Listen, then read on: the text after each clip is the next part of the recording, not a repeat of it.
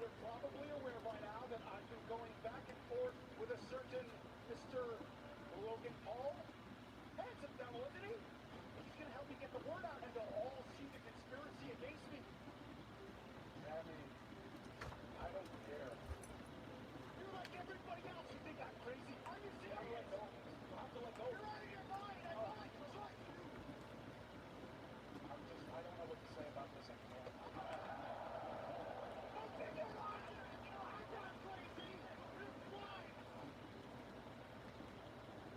One more pair of eyes is open, but I'm not back. The trailer for my documentary will expose the entire conspiracy, and then everyone will see.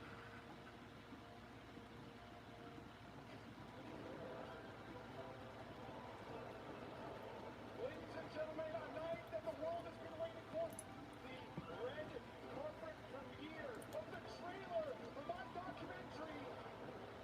Tonight I am joined by a very special guest. He's an actor, the writer, the podcaster, the boxer, the social media influencer with almost 23 million subscribers on YouTube alone. Mr. Logan Paul! Thanks for inviting me. We are fast becoming friends, ladies and gentlemen.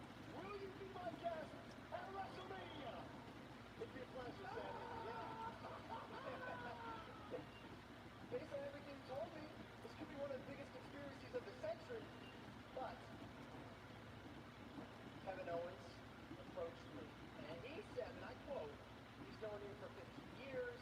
There is no conspiracy. You're living in an alternate reality. What are you doing, man? You're my guest about it. You're not Kevin Owens' guest about it. I thought you're here to help me.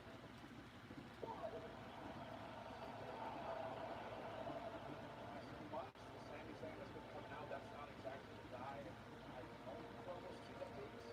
Every time I twist the narrative and make me a bad guy, he blames everybody for what's happened to you. Are you all in on this? I want answers. That's okay. It's at WrestleMania. You can talk. Send some to me. I'll see you at WrestleMania. I will see you at WrestleMania. Right now. Alright, we're back here at the WrestleMania kickoff show, and of course we just saw that between Kevin Owens and Sami Zayn, and someone that is going to come right over to you. Fire the cannons. WWE WrestleMania is back in business. WWE WrestleMania 37 continues tonight. Thank you for tuning in and watching my live reactions play live right here on YouTube. As always, I'm your host, Encyclopedia Sports, Cool Hand Luke at 96. Be sure to like, follow, and subscribe on social media. Links in the description below. The thumbs up button. Share hashtag WWE, hashtag WrestleMania. Chat questions and comments. Super chats, super stickers. Always greatly appreciated as well. Currently on the kickoff pre-show with Caleb Braxton, Booker T, Jerry King Lawler, JBL, and good old Peter Rosenberg.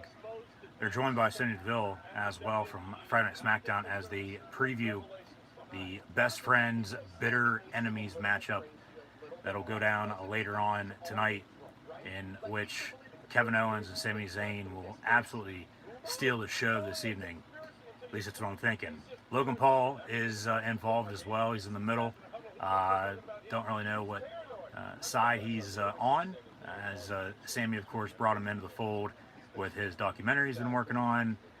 Sort of turned on him, but didn't. Owens, of course, stunners left and right every single week.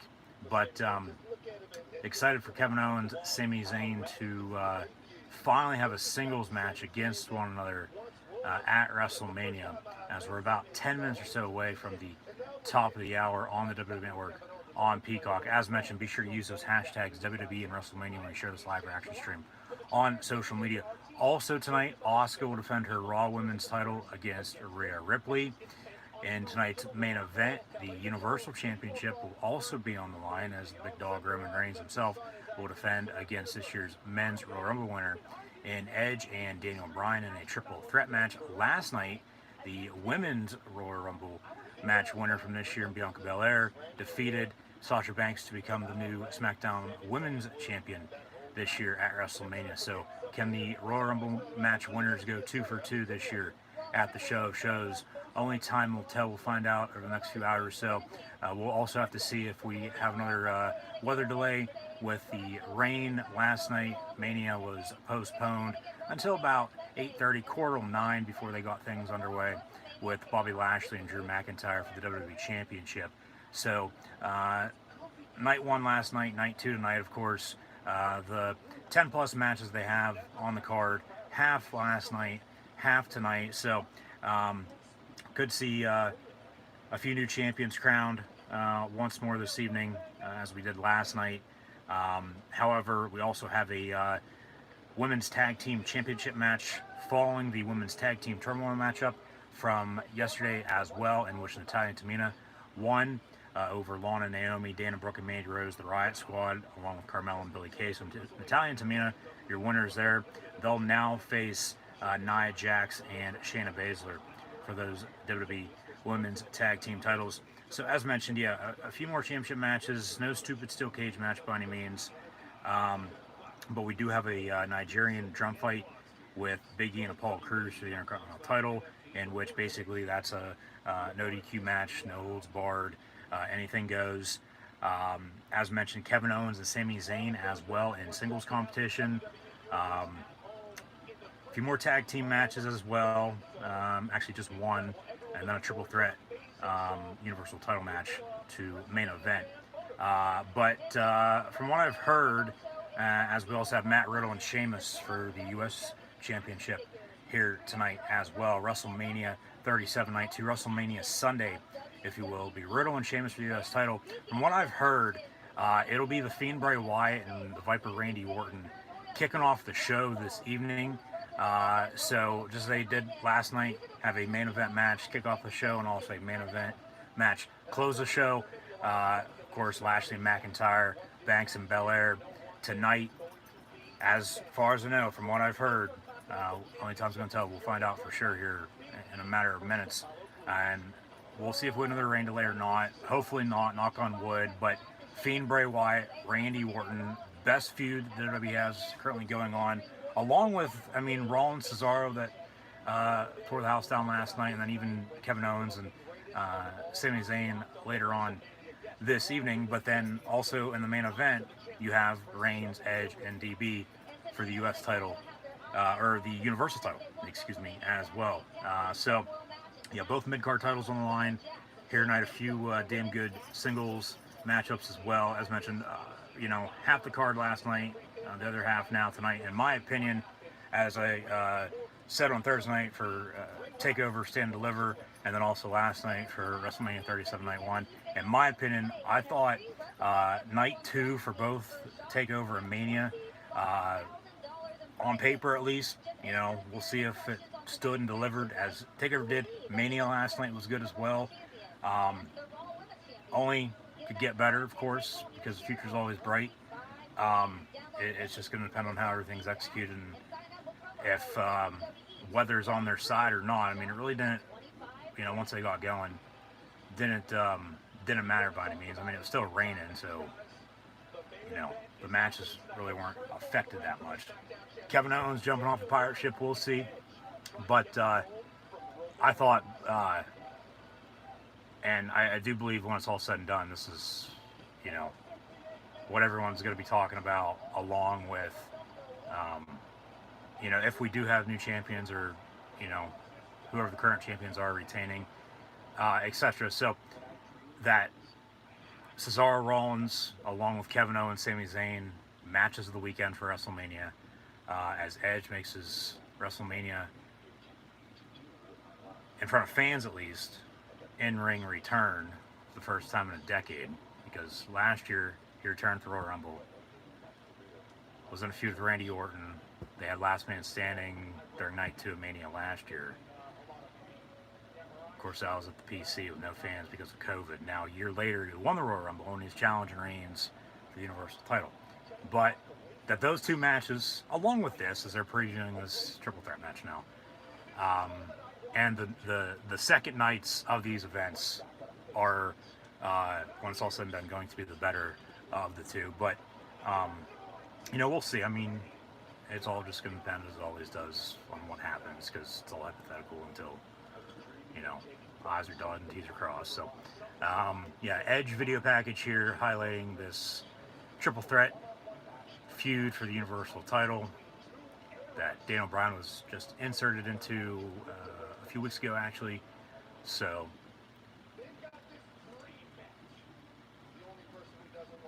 really, I mean, it's whoever doesn't break their neck first, and whoever winds up with the most spears is going to win this. With Reigns, Edge, and DB, and they really closed it out, prepping for Mania tonight on SmackDown just the other night with the 10-minute plus promos for each competitor in this triple threat throughout the night, as of course Daniel Bryan, Edge, and then Roman Reigns to close it out after Jey Uso won the Under the Giant Memorial Battle Royal. No matches on the kickoff pre-shows this year for WrestleMania. And last night, Vince kicked off the show, thanking us fans, welcoming us back, and, welcome to WrestleMania. So we'll see if we get something like that again tonight. I mean, I get Hulk Hogan and Tyson Hill are once again hosting, so maybe just them. But hopefully no rain delay to begin the show, because really it just got extended by that half hour, 40 minutes that they lost at the start. Because, by the time the show was over, 11:30, 20 till midnight last night, there's a half hour, 40 minutes that they lost from 8 to 8:30, 8:40 with the weather delay. So it was a 3-hour event last night. Expecting the same once again this evening. But knock on wood, hopefully no rain delay, no weather delay. But only time's going to tell. We'll see. I mean, there are fans in the stands once more. WrestleMania back in business. 25,000 plus. I believe the exact number that they released after night one last night was about 25,600, if I'm not mistaken. 25,670, I believe the exact number was. Somewhere in that neck of the woods. But of course, they're going to have to deal with the rain, deal with the weather, but it's just water, so it's not that big of a deal. As mentioned last night, I just feel they were more concerned about the lightning. But, hey, it is what it is. Show goes on one way or another. And as kickoff pre-show is about to wrap up, we'll get the warning, we'll get the new WWE Then Now Together Forever opening video package with new music, and then the probably aerial shot of Raymond James Stadium after or even before the WrestleMania video package. And at that point, we had America Beautiful last night by BB Rexa. I don't know if they'll do the same this evening or not. Wale is supposed to be performing Big E's entrance live. Rhea Ripley's also getting a musical entrance performance as well. So, on paper at least, because it is WrestleMania Sunday. WrestleManias have always been on Sundays, but now for the past 2 years, it's been a 2-night event. Last year was too big for just one night. Now they're back in business. And, you look at the matches, and that's why I say there's 2 matches that stand out that I believe will steal the show. And then the second nights are the better nights of the 2 for the recent and now current takeovers and this WrestleMania that is just about a minute away from kicking off on the WWE Network on Peacock. So once more, thank you for tuning in and watching my live reactions. Play live right here on YouTube. Be sure to like, follow, and subscribe on social media. Links in the description below. Thumbs up button. Share, hashtag WWE, hashtag WrestleMania. Chat questions and comments, super chat, super stickers. Always greatly appreciate it as well. If you'd like to support the channel, links in the description below. So, now under a minute away from WrestleMania 37, Night 2, this WrestleMania Sunday, kicking off. Well, Daniel Bryan could obviously talk a fish out of the water to take a walk with him. He talked himself into this main event. Can't believe it. So I'm going to go with Daniel Bryan. All right, guys.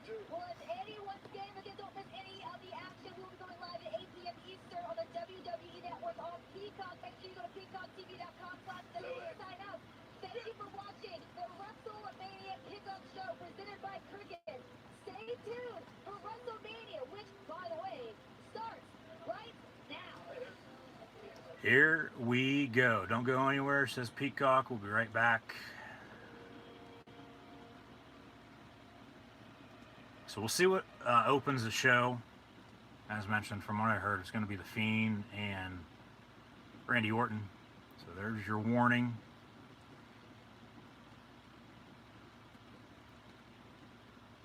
Now the new, then now WWE opening video package. Then now there's a together in this. I just saw earlier today on the kickoff pre-show about an hour ago. There's the together. Then now together WWE Forever. So they changed it up a little bit. There's new music to it. They added in some new graphics as well. So they will have America the Beautiful. The new voice of country music. Okay. Never heard of her. But two America the Beautifuls.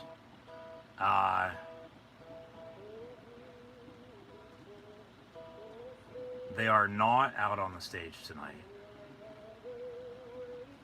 She's in the ring, but they're not out on the stage. No Vince and no talent. There are fans in Raymond James Stadium, so it seems like we're at least on track to start soon. Now, if they go to commentary and they're in ponchos, actually they are out on the stage. That looks like the same exact shot from last night, though.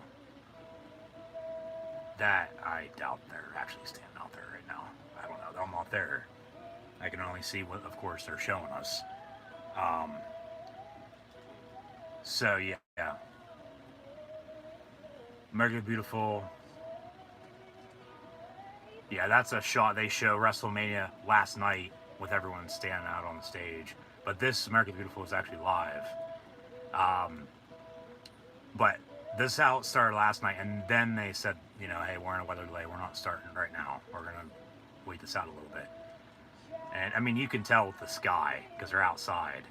Even with the canopy above the ring, the sky looks a little bit different than what it did last night. Flyover once more, so two flyovers.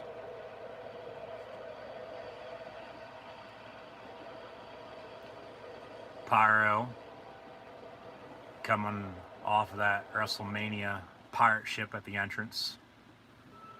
Now the opening WWE WrestleMania 37 video package with Captain Jack Sparrow from Tampa Bay.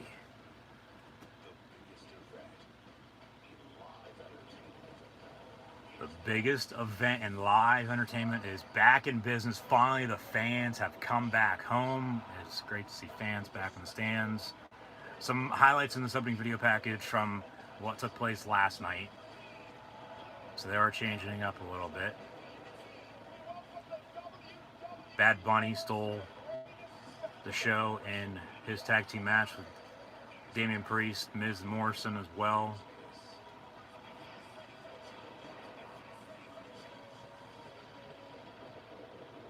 Cesaro with 25 plus uppercuts and swings apiece to Seth Rollins as he embraced the Vision.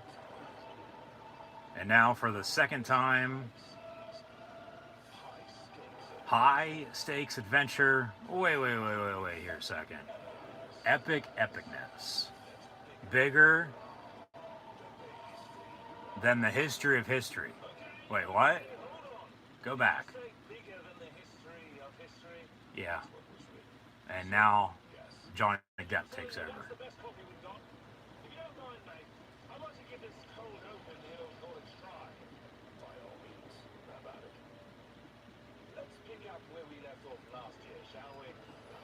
So we go back to last year. It was supposed to be WrestleMania 36 in Tampa at Raymond James Stadium, of course.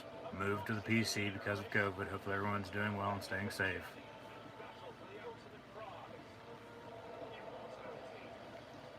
Reigns and Bobby Lashley still captains of the ship, but we could see a new Universal Champion crowned later on tonight. MetLife 2 years ago, WrestleMania 35, that was the last Mania with a live sold-out crowd. Technically, last night it was sold out with what they had sold for the 25,000 plus, but still not the 60, 65, 70, 75, even 80,000, 100,000 plus that they would normally get for the showcase of the Immortals.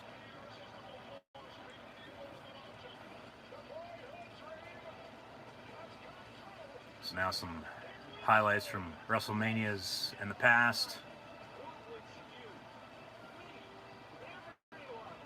The Undertaker. Shane jumped off, actually got thrown off the cage last night by Braun.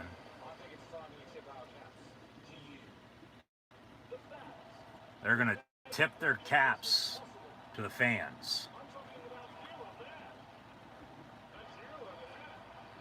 Yep. And everyone watching at home.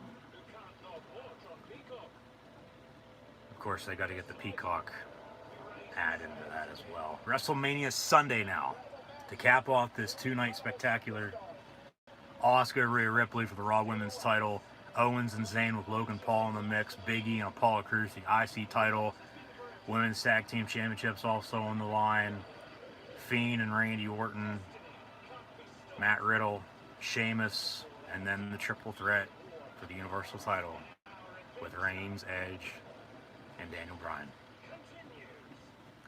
So fire the cannons once more. How's that for an opening? We'll take it. Yeah, we need a big finish. Where the hell's that at? Good point, yeah. And then we're now getting welcome to WrestleMania.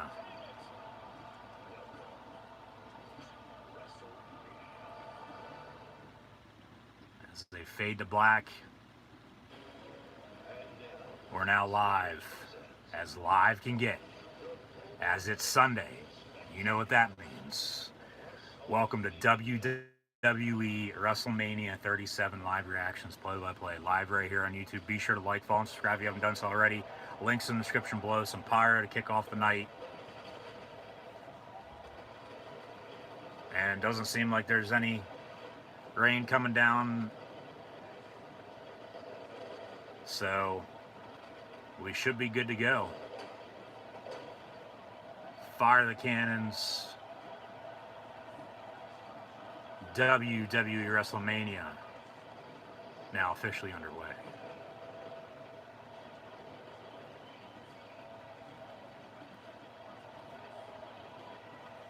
Hopefully no weather delay. Hopefully no evacuation.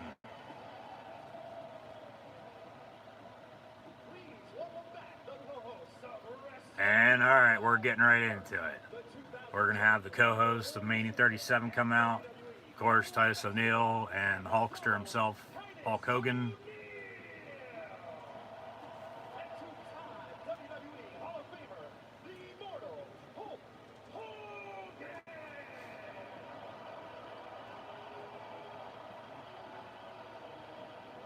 No entrance music for either of them.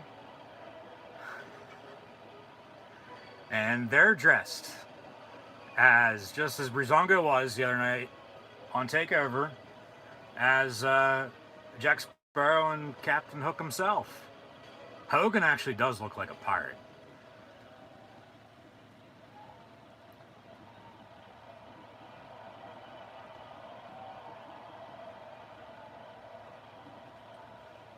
So they're now at the top of the entrance.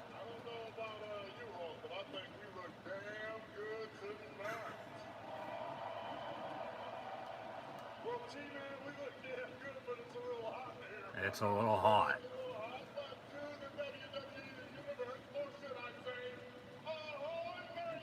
Ahoy, mateys. Arr. Yo, yo, brothers. WrestleMania Sunday.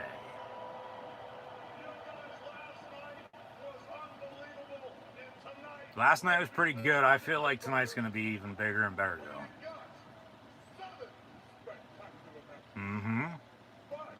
And 3 main event worthy matches. As Titus pulls out his sword.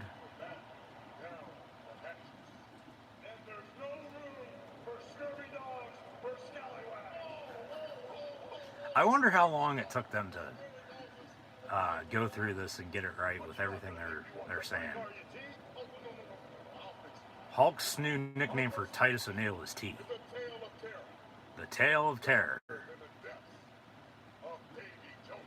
And we're going to the depths of Davy Jones's locker tonight at WrestleMania. Arr.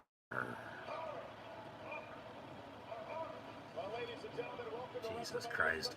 Now back to Michael Cole, Byron Saxton, Samoa Joe on commentary.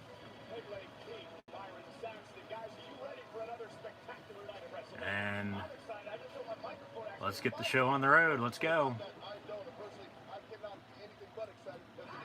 And here comes the Viper. It will be Orton and Fiend Bray Wyatt kicking off Mania tonight. As the Viper always has venom in his veins, along with his voices in his head.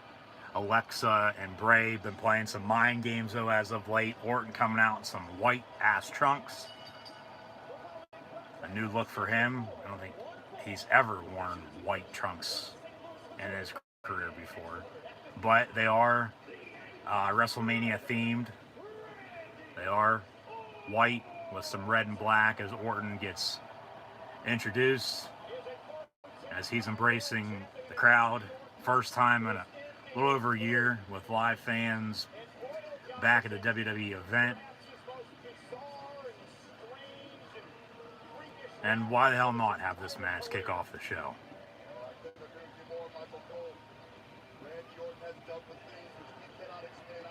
And Orton making sure the entrance ramp isn't slick and wet. Doesn't want to trip and fall like Mandy Rose last night.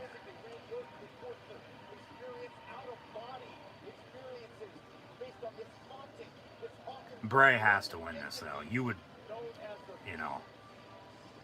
have to think the Fiend is going to come out and talk. But if he doesn't, I mean, what's the point? I mean, really, what's the point if they have Orton win this? Because Orton won the Firefly Funhouse match, or excuse me, the Firefly Inferno match. As last year at WrestleMania, Bray Wyatt defeated John Cena in the first ever Firefly Funhouse match. But Orton and Wyatt have history at WrestleMania. Go back to 33 with the late great Luke Harper, Brody Lee. It was a triple threat for the WWE title. And good to see Green Shirt guy, Brock Lesnar guy in the crowd as well, among a few others. But Orton now up on the ring apron, getting in the ring. This isn't House of Horrors with Orton and Bray Wyatt. This isn't a Firefly Funhouse. This isn't even a Firefly Inferno match that Orton set the Fiend Bray Wyatt on fire alive at back before Christmas at WWE TLC, and then we didn't see the Fiend until just a few weeks ago at WWE Fastlane when he made his return. This is the opening match here tonight, WrestleMania 37, Night 2, WrestleMania Sunday, as it'll be the Viper and the Fiend. I'm just as excited to see Bray's entrance, for God's sakes. I'm sure they're going to go all out on it.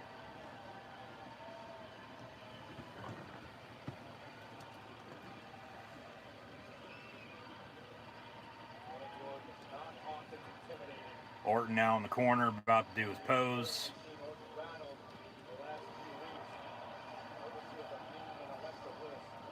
And to get the crowd involved, get them pumped up, I mean, like I said, why not have this match open the show?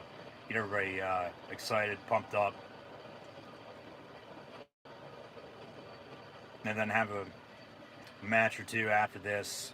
Probably the next match will be the women's tag team title match. Settle down a little bit and then get in a rhythm before the show of shows comes to an end once again later on tonight. And now the video package highlighting this feud. You go back to TLC. Yeah, it was Firefly Inferno inside the WWE Thunderdome. Orton with the win. Orton setting the Fiend Bray Wyatt alive on fire. Didn't see him until just Fastlane on the 21st of March. A couple weeks ago. And Alexa carried the feud from basically the end of the year, New Year, until Bray just returned. I mean, Bray really hasn't done a whole lot since he came back. Alexa's still in her playground with all the, and in the funhouse for God's sakes, with the Jack in a Box that she has. You know, doing not even the dirty work, doing a damn good job making sure that at some point in time the Fiend was going to return. He did. As, you know, we let him back in. Orton coughing up that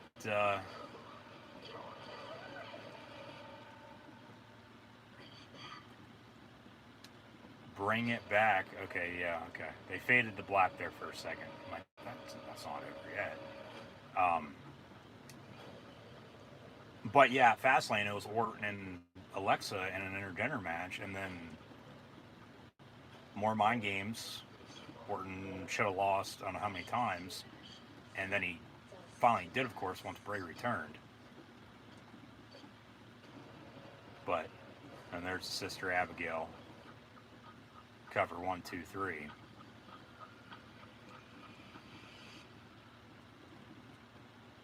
And then Orton, like I said, coughing up all that charcoal blood, if you will, I guess you could call it. Oil.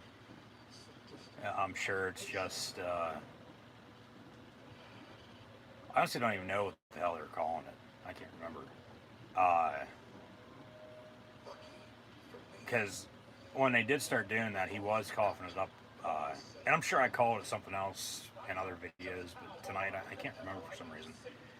So if you do know, let me know in the comments. But when they did start that, they had him do what it seemed like every week. But then since Bray's return, he really hasn't done a whole lot. But the Fiend's been, you know, burnt to a crisp. And, you know, it's sort of his new look because, well, storyline-wise, he got, you know, burned alive. But, you know, now here in the opening contest of WrestleMania, it's not House of Horrors, it's not a Firefly Funhouse match, it's not a swamp fight, it's not a Firefly Inferno match either.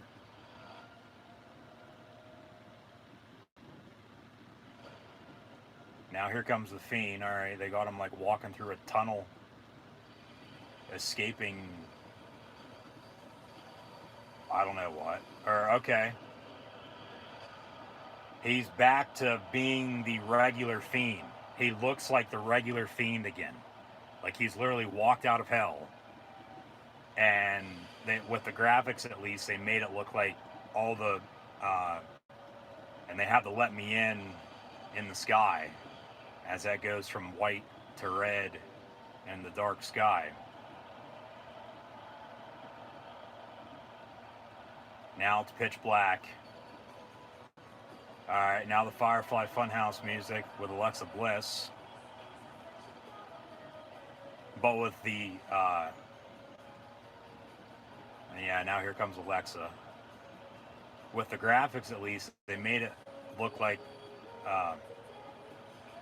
everything that was burnt, basically his whole entire body, just disappeared. And he walks out as the Fiend. But he hasn't made his actual entrance though yet. Here comes Alexa, so. But yeah, that shit he's been coughing up, which I'm sure he's going to start coughing up tonight.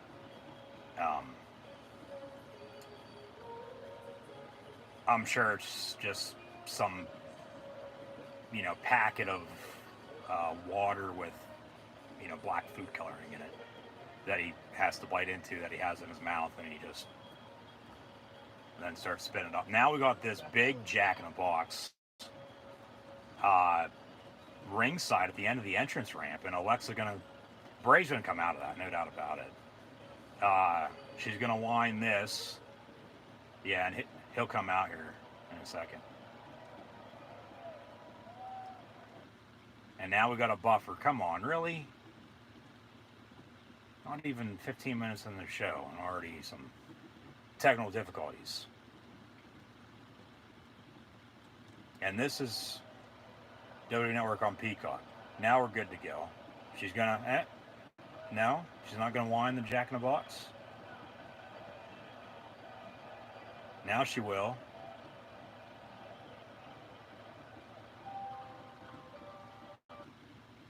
And more buffer.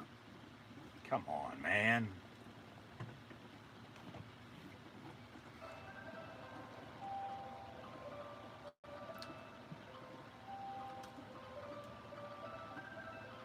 Pop goes the weasel. Let me in. And it opens up at the top. This is a pretty cool entrance, and Bray's gonna emerge from the Jack-in-the-Box for the WWE's Fiend in a box, and he's back to looking like a normal Fiend Bray Wyatt. He is no longer burnt. He's back to 1,000,000%.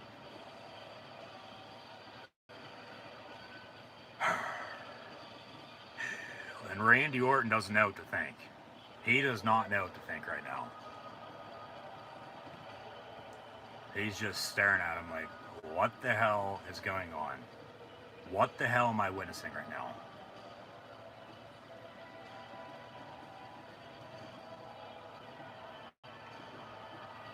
At least when it does buffer with the WWE Network on Peacock, it starts right where it left off at, so it doesn't skip ahead,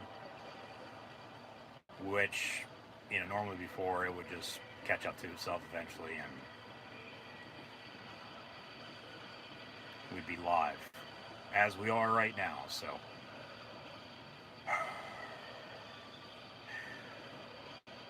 See some fireflies out in the audience. Bray on top of that Jack-in-the-Box. And now he clotheslines Orton off the top of that as the bell rings, match underway. And the lights are dimmed. There's that red light. Bray with a big power slam. You couldn't have wrestled burnt as he was looking for, really only a few weeks. Because he actually didn't get, burned alive. Didn't know, but that's how they made it look. Yowie, wowie. And then, when he returned, okay. But he did sort of look like he was, for some unknown reason, getting worse and with the look. And why? I don't know. Maybe it's because he wasn't, technically on fire anymore. He was just sitting there rotting away. But they bring him back to life. Sort of like, Frosty Snowman when he's down to his final few drops. And, he comes back to life. So Fiend's back to 100%. Orton rolls out of the ring. They're now fighting ringside in front of the announce table. Orton with a kick. Orton gonna go back body drop to Bray on the announce table right off the bat, but then a mandible claw with a reversal by Bray.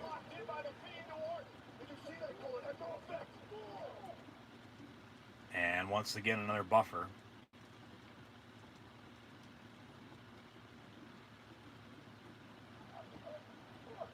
And yeah, they're still in the same spot as they were, so it's not skipping ahead, which, if it buffers like that and it's only a few seconds and it comes right back on,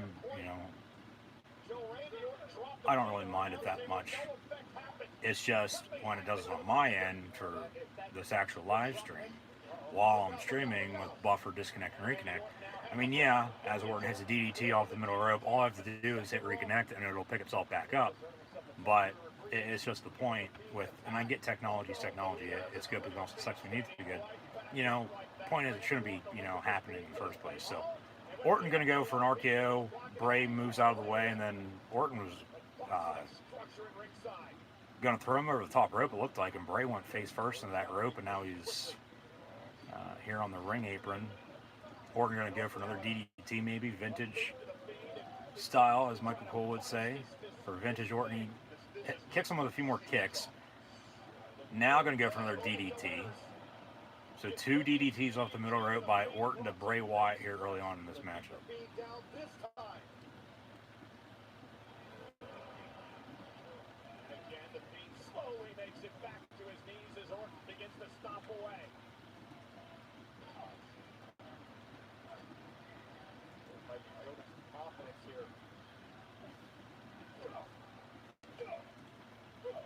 Orton with some more right hands. Bray acting as if, hey, you can do anything and everything you want, but it's not going to affect me whatsoever. Orton with some, rights and lefts. Bray just standing there like it's nothing. And then a clothesline, and then a crossbody off the ropes from Bray. Some more forearms of the face of Randy Orton as they're in the middle of the ring. Hashtag WrestleMania. Now he stands atop of him. Off the ropes he goes. Back body drop misses.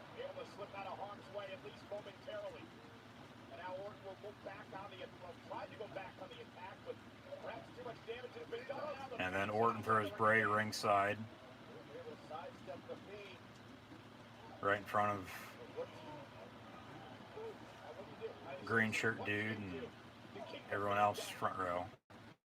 But Orton just still like surprised, shocked out of his goddamn mind. Like, how the hell, how much do I have to do?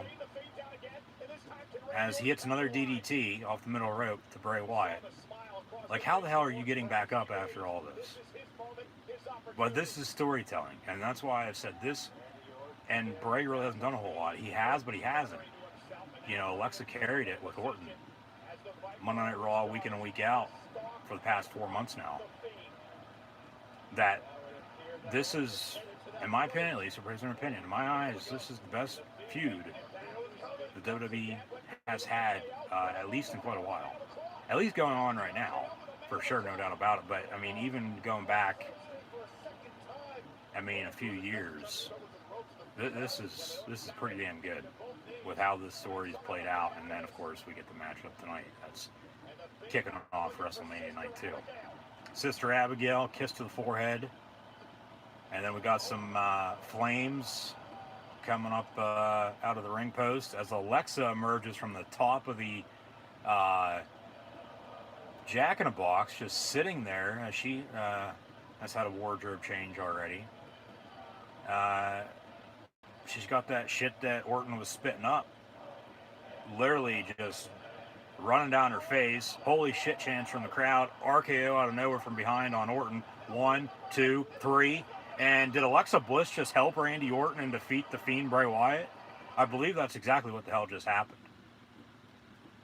What the hell? And once again, another buffer, so we'll get back to the action here in a second. But, man, what the hell just happened? I believe, Alexa just turned on Bray. And she didn't even do anything. She just sat there with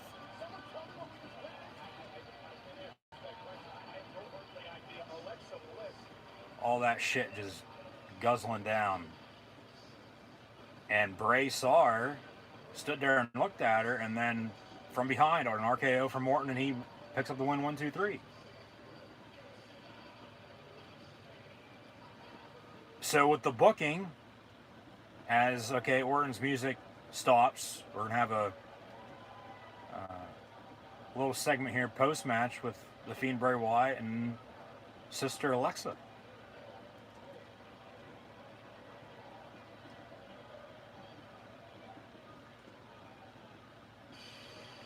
Okay, lights are starting to go out.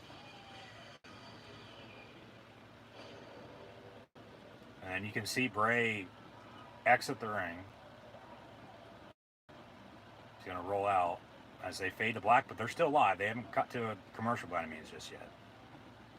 So they'll probably come back with something in the ring, or hell no, they give us an aerial shot. That Jack-in-a-Box is still actually sitting there, though. And we got boos from the crowd, like, what the hell? And now they fade to black. But I get another buffer. So we'll see what they have in store, what they have planned moving forward. I guess we'll just have to tune into Monday Night Raw tomorrow night to, see where they're going to go with this. And I'll have live reactions, play live right here on YouTube tomorrow night as well at 8 p.m. Eastern Time, live right here on YouTube for WWE Monday Night Raw after Mania. So be sure to tune back in. Yeah, this is pretty bad with the buffer right now compared to how it was last night. But this WWE Network on Peacock is, basically brand new. So it's been working fine for myself, at least. I didn't have anything Wednesday or Thursday for TakeOver. Last night I did a few times. Tonight it's already doing it as many times as I probably did last night, but this one actually is a little bit long. Maybe I should exit and get back into it here. Yeah, it actually takes me back to the live and upcoming on WWE Network on Peacock. And, of course, problem with the video uploading. So now we go backstage with Sparrow and Hook, O'Neal and Hogan as the Pirates. They are there with Bailey, and he's back. He's better than ever. Eric Bischoff, who's in the WWE Hall of Fame now, class of this year in 2021. So, is anybody else that is currently watching WrestleMania along with this live reaction stream right here on YouTube also having technical difficulties watching WrestleMania on the WWE Network on Peacock? If so, let me know.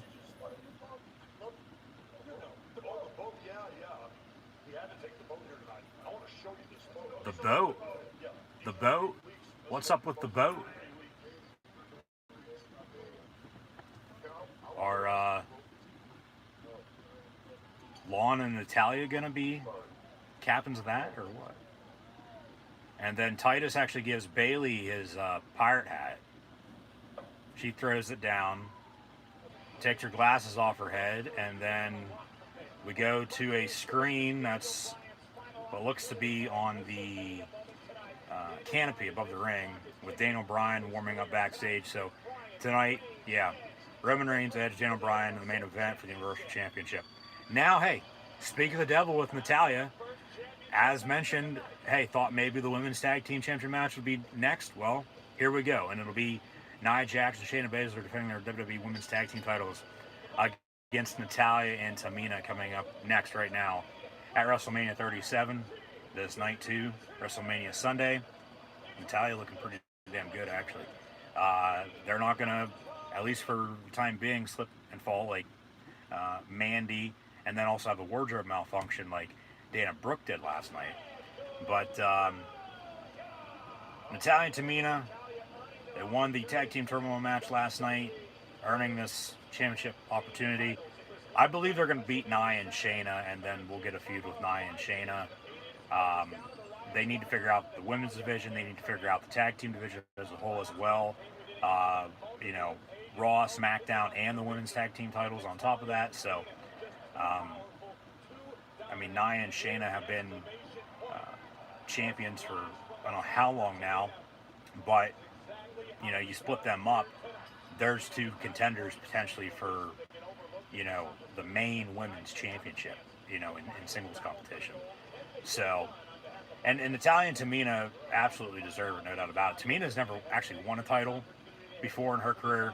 She is the daughter of the late, great Jimmy Superfly Snuka. Natalya, of course, the daughter of the late great Jimmy Anvil Neidhart as well, niece of Bret the Hitman Hart. And they're in Tampa, where they both live.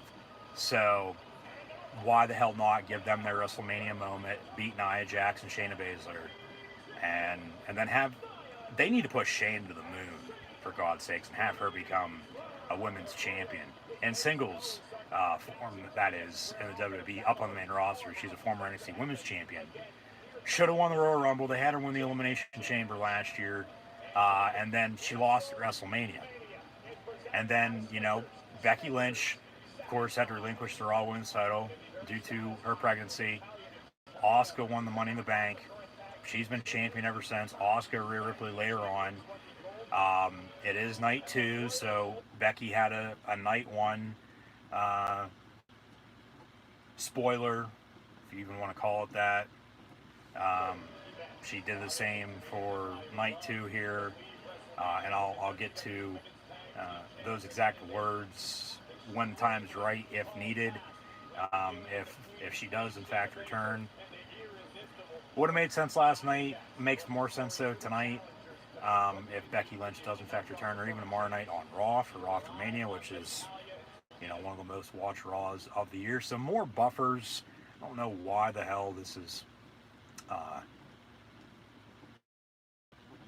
severely acting up tonight, but Becky cluing us in a little bit on her potential return, because they absolutely need her. They need and this is just for the women's division, but also for the men in some instances. And it's all with the booking. It all circles back around to that, because if it was 10 times better than what it is, and we all know it can be and should be, but they're still gonna do what they want. The women, they need, because Asuka's been Raw Women's Champion for how long? They haven't done a damn thing with her, basically. Bayley and Sasha was arguably the best women's feud they've had in quite a while, and then Bayley gets snubbed, and then Banks loses to Belair last night. But they need a true number 1, or just a handful. And Charlotte's on Mania this year. Andrade just got released from the company. There was thought that she was pregnant as well. Of course, that's false. But some more buffer. I don't know why the hell we're having some severe technical difficulties watching WrestleMania tonight, but we are. So it is what it is. So we'll see what happens here in a second. If I'm going to have to restart some stuff. And we're back to being live, as live can get on my end. I mean, I might be a few seconds or so behind now. I don't know. But they need to figure out their women's division. They need to figure out their whole entire tag division for both men and women. Bell rings, match underway. Shayna and Natalya going to kick things off here. This is a women's tag team championship match at WrestleMania. Following Orton defeating the Fiend Bray Wyatt in the opening contest. I mean, Orton and Bobby Lashley for the WWE title now could very well happen. We'll see if they have another shakeup or draft. Probably not. But as mentioned last night and in the past, they've had those throughout the entire year before, so who knows when they'll have them. Yeah, this is pathetic. I don't know why it's doing this tonight. It didn't do it last night. There's no reason for it, but voila, here we are. No, they need to... I mean, you can go back to what they called as the Four Horsewomen, 5-6 years ago now. With, Bayley, Sasha, Becky, and Charlotte. But they need and Rhea Ripley's up there now. Asuka's still there. Shayna's been there, but they really haven't done anything with her because she's been teamed with Nia, and they haven't done shit with the women's tag team titles either. But they need to figure out what they're going to do and then push it. And now we get kicked out. Yeah, sorry, there was a problem loading this video. Please try again later. So it says we're about an hour or so into Mania. And there's nothing wrong with connection issues on my end with Wi-Fi, with internet or data by any means, because I have other shit up and running. And, this has been working fine until this point in time, but, I mean, I get it's technology, it's good, as I say, but then also sucks when it needs to be good. tag made. Tamina's legal. Tamina and Shayna now. But, you know, it's just going in and out. So, as much, I don't know if anybody else is having any problems or not, but if you are, let me know. So, yeah. There was rumors that the Fiend was Bo Dallas. There's rumors from a comment here that the Fiend is Brock Lesnar. I don't buy either or. There's no way in hell that's true. So, yeah. You know, I'm the type of person, I'll believe when I see it. So, you know, it can be a rumor. It can, you know, be reported for, you know, as long as a rumor being reported for. But until it, you know, comes to fruition, comes true, I actually, you know, see it happen, you know, believe it and see it with my own two eyes, you know, there's nothing else to it. So, yeah. All right, thank you. And as mentioned, thank you for tuning in and watching. Just be sure to like, follow, and subscribe on social media if you haven't done so already. Links in the description below. Red subscribe button, notification bell next to it as well, so you get notified. Keep chat questions, comments rolling. But Nia now taking out Tamina ringside. They're actually related, I do believe. And then Shayna and Natalya are legal. Cover, kick out at 2.5 in the middle of the ring, so match going to continue here. But, yeah, WrestleMania 37 here this evening, night 2. But, yeah, that's another good way to put it, I guess. But as we hit another buffer, I don't know why, but and we're back. All right, like I said, if it's doing this and it's coming right back, you know, I don't mind. I just don't want it to be half hour, 45, 60 minutes behind when, you know, the show's over with.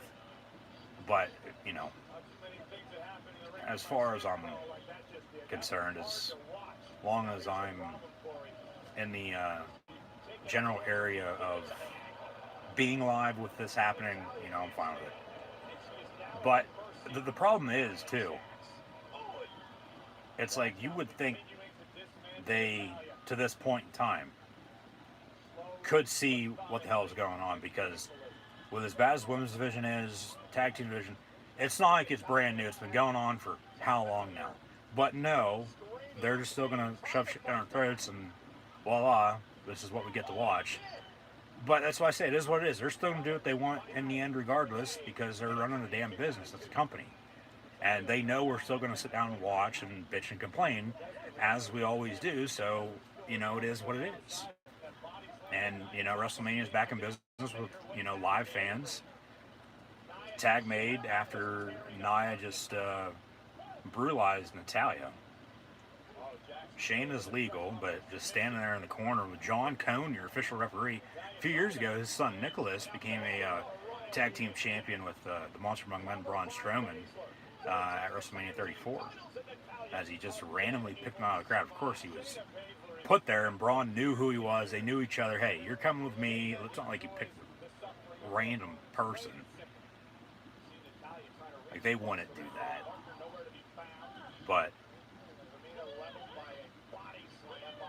this match actually isn't that bad. Tamina hasn't been seen, though, since Nia took her out ringside. She's still not even up on the ring apron yet, for God's sakes. Like, did she just disappear or what? So Natalya back in the corner looking for a tag, but there's nobody there. Where the hell did Tamina go? And then Natalya moves out of the way, and Nia Jax goes shoulder first into the steel post. More so the turnbuckle than anything, because she didn't get that far on that spear or shoulder tack or whatever the hell she was trying to do. Cover from Natalya, kick out at 2.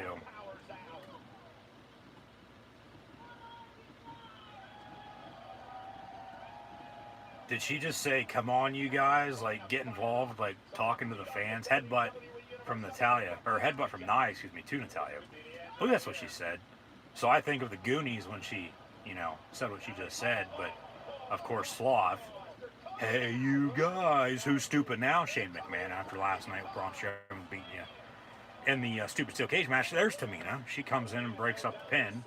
Match going to continue here. They're rolling out these replays. Replay machine.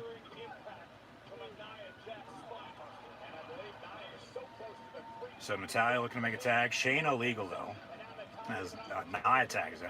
And then Tamina tags in, but what the hell? She like held herself back, and then now she's legal. All right, now Tamina's going to town on Shayna.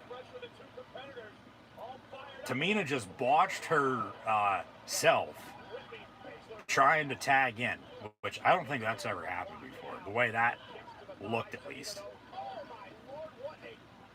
Because I don't know if somebody missed their spot, which, you know, this is only a basic regular tag team match. There's no other tag teams other than these two vying for these tag team titles. That maybe she thought somebody from behind was, you know, going to come and pull her down off the ring apron, because that's what it looked like. Like she pulled herself back as Natalya was trying to make the tag, and then she tagged in, and then, you know, she's legal against Shayna. Now Samoan drop off the shoulders, cover 1, 2, kick out at 2.5.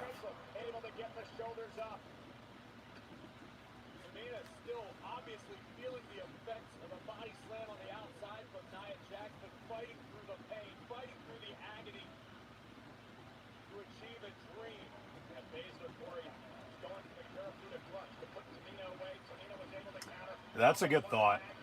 That is a very, very good thought. It wouldn't have been 37-0 because Taker didn't start wrestling at WrestleMania until 8 or 9, I think it was, maybe 10. So he was 21-1 after Lesnar beat him 7 years ago, being the 1-21-1. And then Reigns beat him at 33, so he was, because he beat, and a double crossbody from Nia off the top rope, kick out at 2. I think I just felt an earthquake. Match going to continue. But Taker beat Bray at 31, beat Shane at 32, lost to Roman at 33, so he was, what, 23-2 then after 33? Beat Cena at 34, didn't wrestle 35, and then another win last year against Styles in that Boneyard match. So 25 wins in 27, 28 tries. I believe the math is on that, right? Yeah. So, of course, Undertaker not involved once again this year, but he's now officially, so they say, retired. Nia telling Tamina, you ain't shit. Well, Nia Jax, I think everybody could say the same thing about you, so I'd shut the hell up. I'm King Kong, bitch. Well, I could say a few more things in that regard too, but I'm going to keep my mouth shut.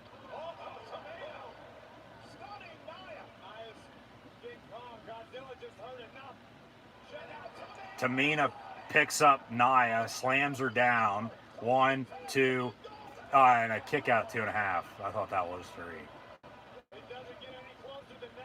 I'm surprised Michael Cole didn't have an orgasm saying that Tamina just picked up Nia and power slammed her like Hogan did to Andre.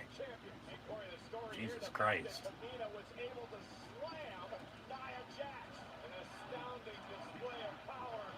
Tamina chance.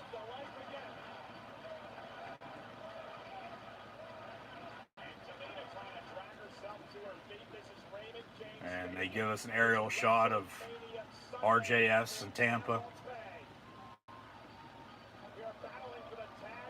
It doesn't seem like there's any weather tonight, which, you know, we started on time. There have been a few buffers with technical difficulties, but we're going to roll on. Superfly Snuka, and the splash misses as Nia Jax moves out of the way.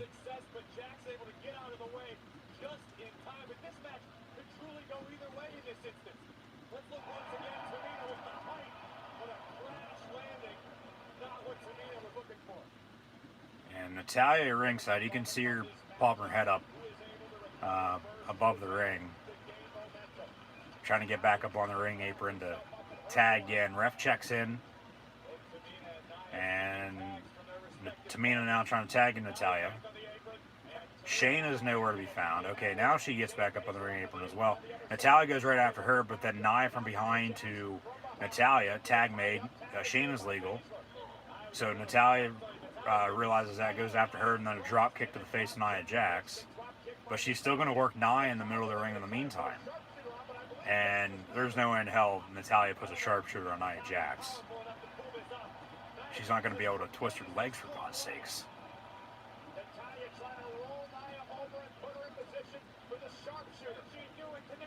Here we go with the sharpshooter. Nia Jax going to tap out. Tap out, you bitch. Tap out. Shayna's actually legal, though, so Shayna coming in from behind as Natalya has a sharpshooter locked in. Shayna with a submission on Natalya, but sharpshooter still locked into a point, so maybe Natalya gets Nia to tap. No. Shayna makes Natalya pass out. They call for the bell. Match over. Nia and Shayna win and retain their women's tag team titles tonight at WrestleMania.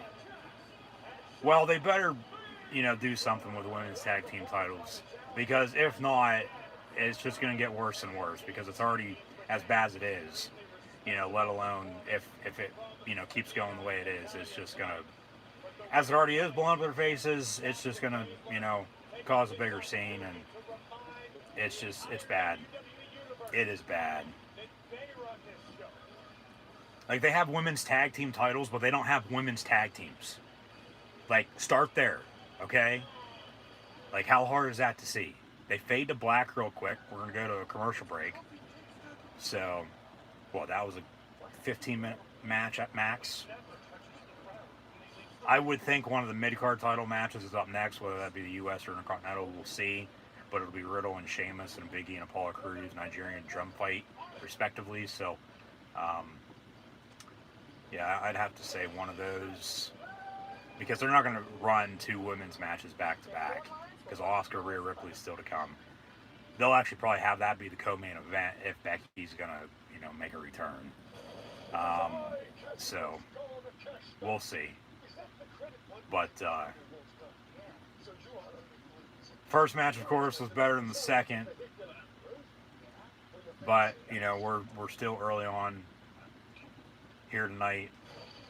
So, night one last night, still holding its ground for the time being. But I still believe night two here is going to take the reins with Roman Reigns, Edge, and Daniel Bryan main eventing for the Universal title later on tonight. Now, this WWE 2K22 with Rey Mysterio.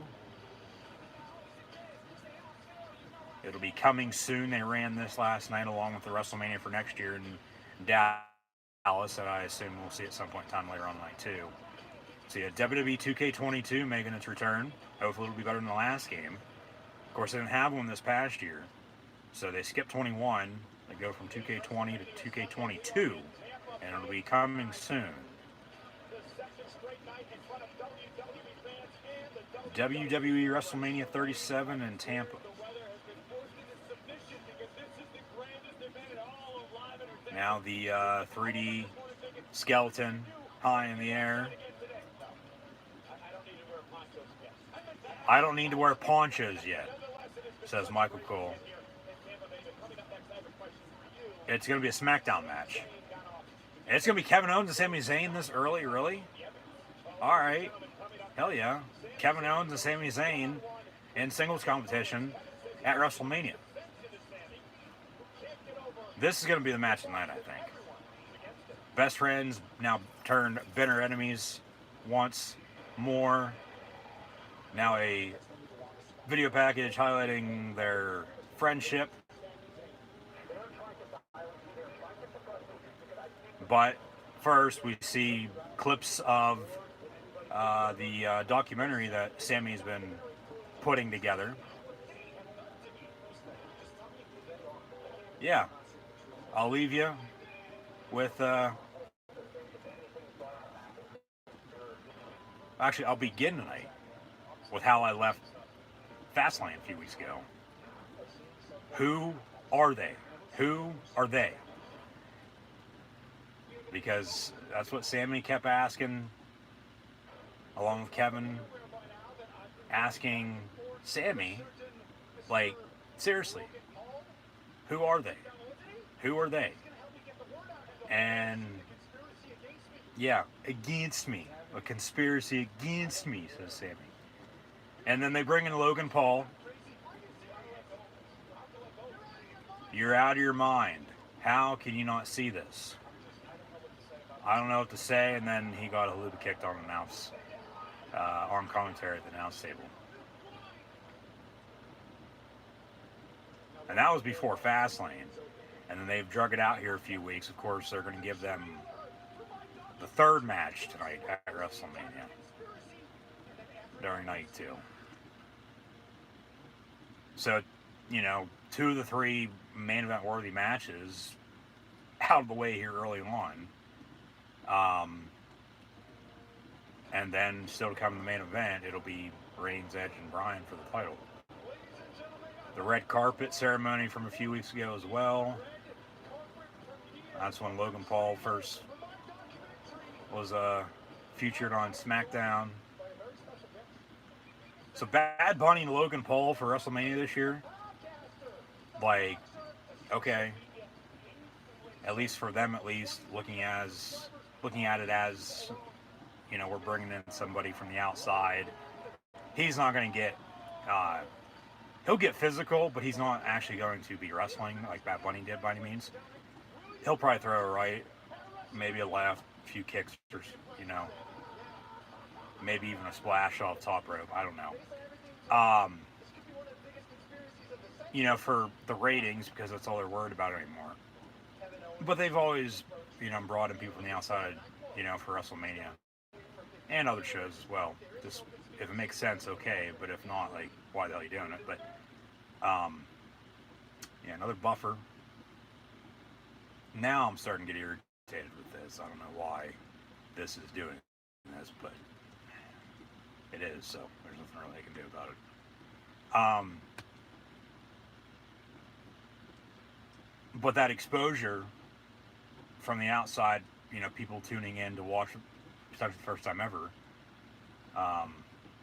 just to see, hey, I'm a fan of this person, a fan of that person, and they're involved in this match, whether it's actually going to get physical, they're actually wrestling, or they're just there.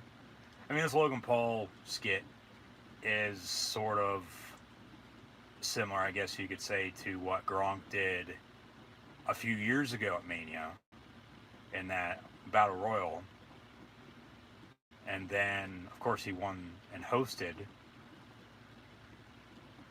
And here we go again. Having trouble loading WrestleMania for some reason. But Gronk hosted Mania last year and won 24/7 title. And they basically just had to take it off of him because, you know, everything got back to normal. So, alright. We missed the ending to the video package, but we've seen it on SmackDown.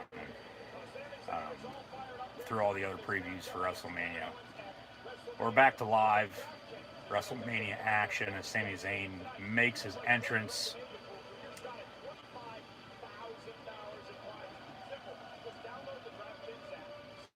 And to me, it sounds like the fans are actually chanting along with his theme song. Come on, what the hell? There's no reason for this. None. This is bad. This is as bad as I think it's been in quite a while.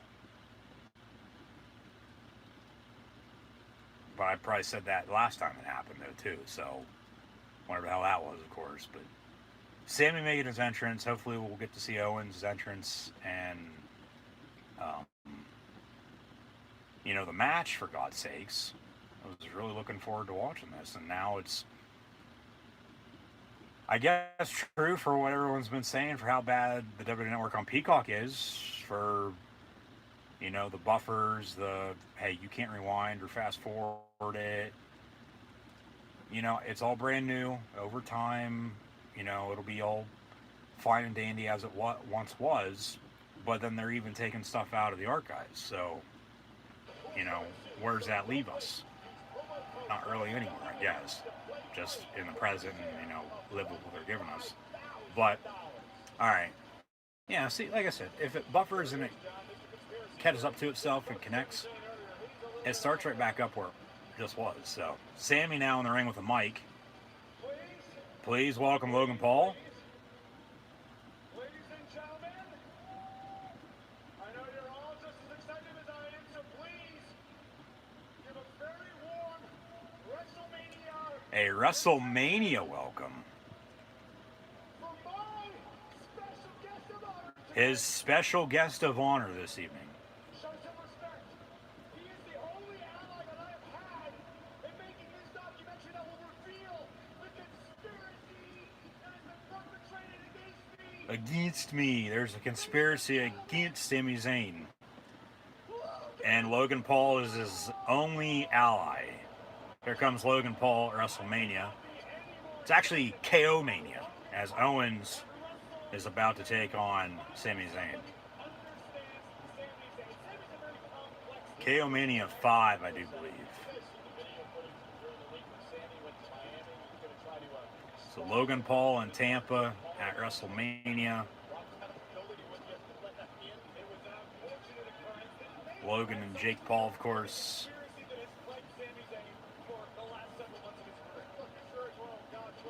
Celebrities, if you even want to call them that.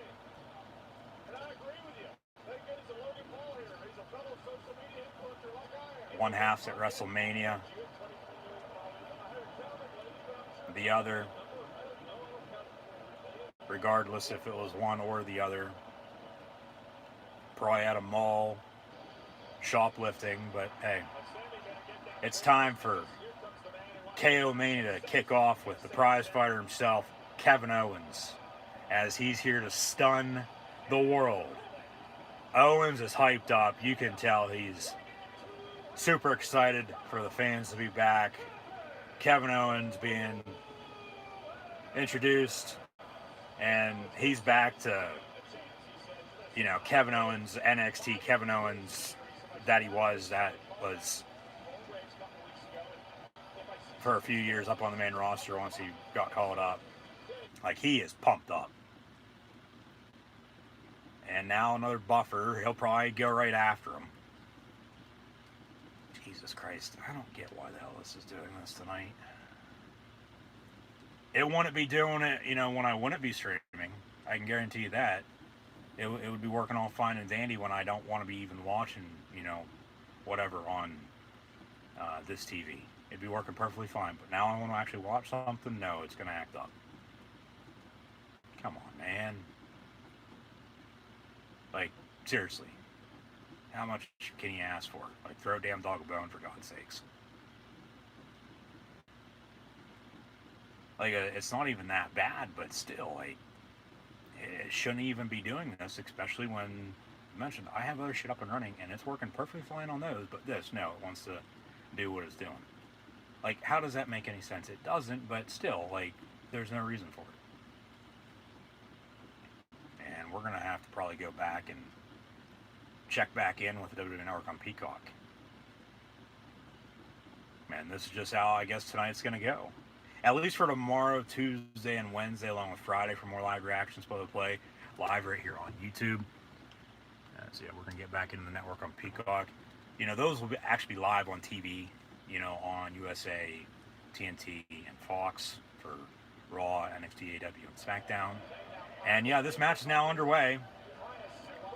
And bell rings, match underway. I don't know how much I missed by any means. Logan Paul's sitting next to the announce table.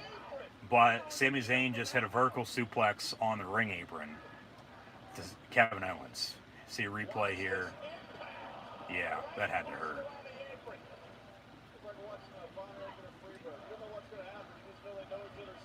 And JBL, for some reason, is also on commentary. 4 count from the official for Owens to get back in the ring. 7 count. Holy shit, there. She's really counting fast. 8 for Owens to get back in the ring. Like, slow the hell down there. Count, lady. 1, 2, 3, 4, 5 punches from Zayn.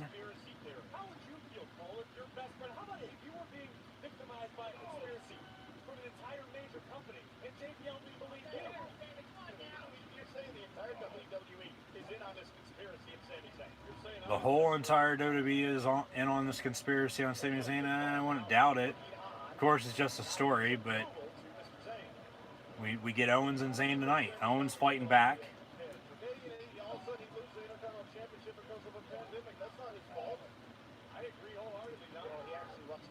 And then big power slam. 1, 2, kick out.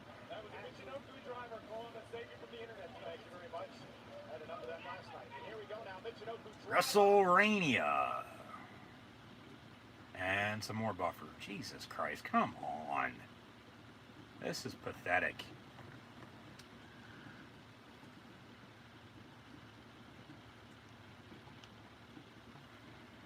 I can't even watch WrestleMania and, you know, actually have a good time watching it in peace without it acting up. Now they're up top.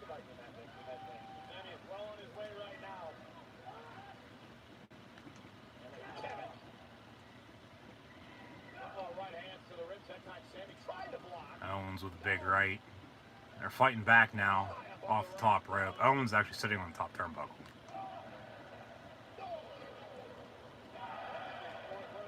So boo, yay, back and forth. Good to actually hear the fans involved in these matches. Headbutt from Owens knocking Zayn down. He's going to go for a frog splash now. Cover. 1, 2, kick out. But, yeah, good to hear the fans, you know, back live. The first time in over a year to get involved in these matches. Because, of course, we haven't had that for as long as it's been. And, you know, more buffer. Jesus Christ, come on. Pop-up powerbomb now. Stunner. Owens actually rolls all this through, and then a knee to the back of the head from Owens and Zayn. Kick out at 2.5. That was like a GTS powerbomb, if you will. I don't know if there's an exact name for that or not, but yeah, more buffer here. Come on, man. This WWE Network on Peacock. Now I'm, as mentioned, experiencing, you know, why everybody thinks it's shit. Because tonight's bad compared to how it was last night. I get it though, it's technology, so nothing I can do. But and especially too, it's going in and out, and the match I actually want to see from start to finish. And now I'm gonna have to go back and, you know, when the night and the show is over with, go back and actually watch this. Like, I got Owens' entrance, Sami and Owens' entrance, and not even the bell ringing. They were already fighting by the time it came back on, and it's just in and out the whole entire match here. There is some weather in my area though right now too, so I don't know if that has anything to do with it or not, but, you know, like I said, I know it doesn't, but still, it's just the point on when I have OSHA up and running and it's working perfectly fine. And this is working perfectly fine until it starts doing what it's doing. There's no reason for it to do what it's doing. Because, and it's always when I'm, at least tonight it is really bad. This is as bad as it's been in, like I said, quite a while. That if I want to be watching anything, it'd be working perfectly fine. But when I actually want to watch something, it acts up. So Owens now has Zayn in another powerbomb position, but Zayn rolls that through, and then reversed on the suplex, and in the corner goes Kevin Owens into those turnbuckles. So at least, I mean, getting caught up a little bit, I guess, with the replays, but Haluba kick misses. And then a stunner. No. Owens going to pick him up. Blue Thunderbomb, excuse me. Zayn picks Owens up. Cover 1, 2, kick out at 2.5.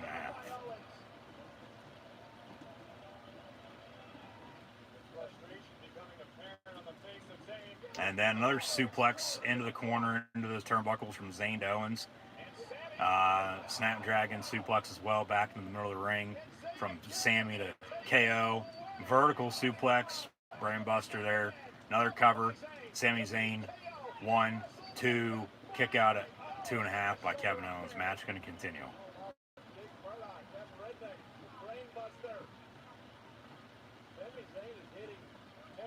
And Logan Paul is still ringside, so you would have to think, some sort of fashion, he's going to get involved, whether or not, like I said, he gets physical or not. I don't know. This is awesome, Chance. This is awesome. And, I think, people can understand why, Kevin Owens and Sami Zayn always put on a show. Now they're just slapping the hell out of each other.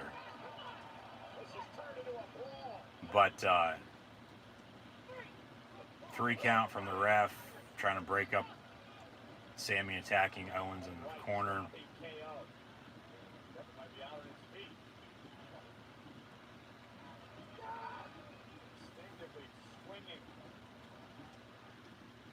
And, now, once again, more buffer. So, we'll get back to the action.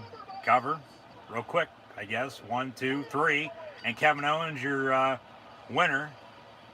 I'd assume he either hit the stunner or a pop-up powerbomb. I might even see the finisher, God's sakes, because it buffered.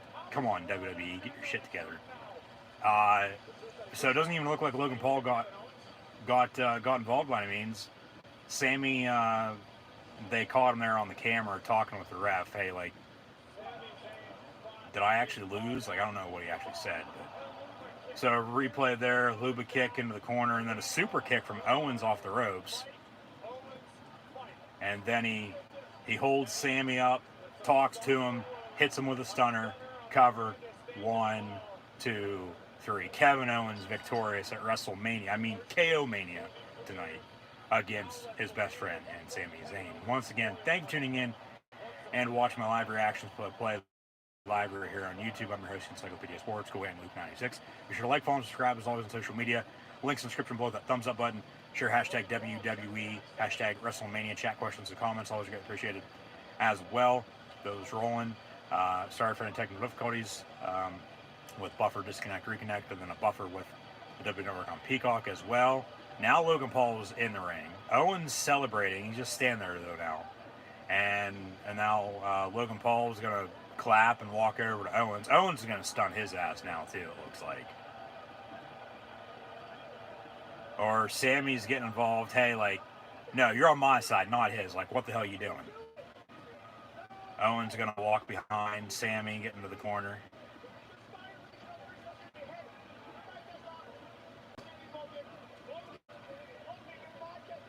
You're my guest of honor, not his. And then Logan Paul shoves down Sami Zayn. So Logan Paul has chose the side. And he's against Sami Zayn now.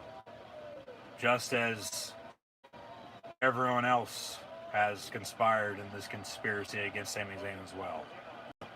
And then Owens and Logan Paul celebrate. Owens should still hit him with a stunner just for the hell of it.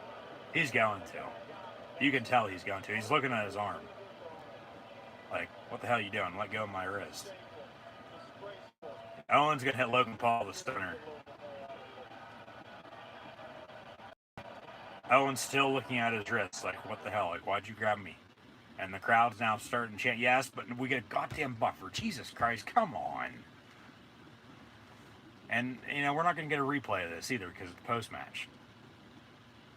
So I'll have to go back and watch all this shit when it's over. Come on, this is pathetic. I don't know however many things connected, with this live stream right now. And everything else is working perfectly fine. But no, this one's stacked up. Total bullshit. Total bullshit. I know what he was going to do, probably did. Owens hitting Logan Paul with a stunner.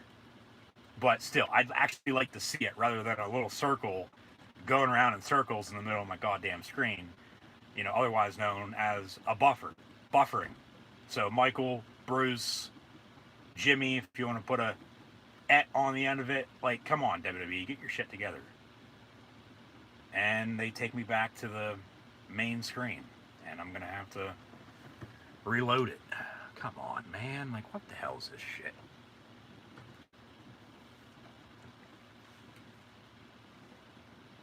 We'll probably be backstage with the Pirates again, and Titus and the Hulkster.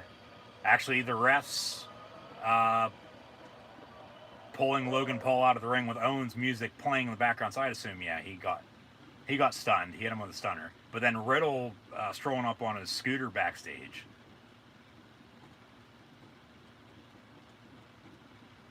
And he runs in. Who's that? The Great Khali. What's up, bro, man? So Riddle getting in with the Hall of Famers and RVD and Great Khali. Think I could check out that ring? Whoa, bro, look at the size of your hands. They're the size of my head. Bro, I'm high as shit right now. Giant clothes, giant jewelry, giant scooters, giant eagle. Khali just shaking his head no. Nothing? Can we get a translator? There's RVD. So Riddle with RVD and the Great Khali. Hey, all that rhymes.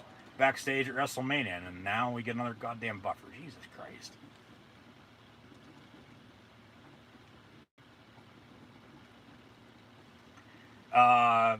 Last comment. Agreed. Yeah, I don't like him either, so leave it at that.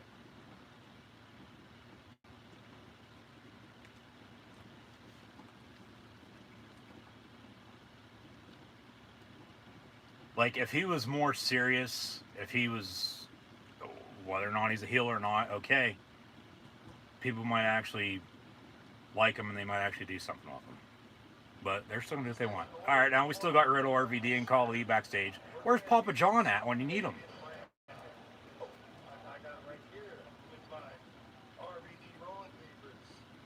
RVD. The Khali Trolley.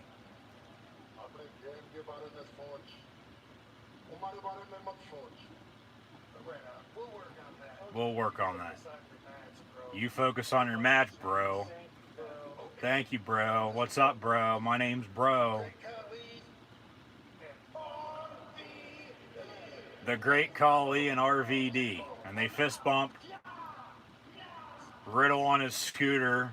Yaw, yaw, yaw, like he's John Wayne on a horse. And okay, so that backstage segment's done. So maybe Riddle and Sheamus is up next. And now a WWE Shop commercial.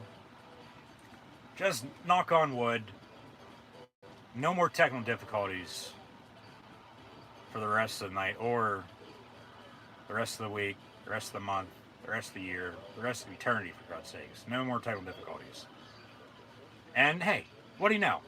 40% off championship titles and tees. Tonight only. Except, hey, that was the same goddamn special you had last night. For last night only, tonight only. Well, here we go again. Tonight only again.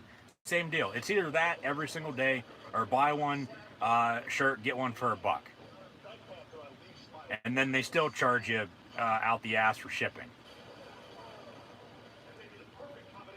So you buy a t-shirt and you get 2 t-shirts in. When the second one's $1, you're still paying 40, almost $50 probably when it's all said and done.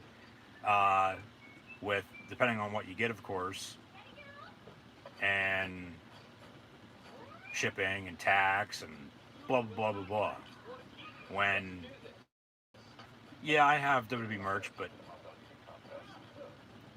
stuff only takes a penny or two to make, for God's sakes. Now Peacock commercials. They're running a extra long commercial break right now. Just, of course, Why can't you buffer during goddamn commercial break rather than during the actual event? That would be nice. I wouldn't mind that. Now here comes the Celtic Warriors. So yeah, Riddle and Sheamus coming up next for the United States Championship. But I didn't, unfortunately, get to see the stunner from Owens to Logan Paul. Maybe on social media I will, or if I do, in fact, actually go back and watch this, okay, but it's the point. I'm watching it live. I want to see it live. I don't want to have a buffer. I don't, want it to act up. Sheamus is going to win this, but I also thought Bray was going to beat Orton, and Natalya and Tamina were going to beat Nia and Shayna. I mean, Owens beat Zayn, okay, but Matt Riddle is United States champion. I think his time's about up, bro. What do you say?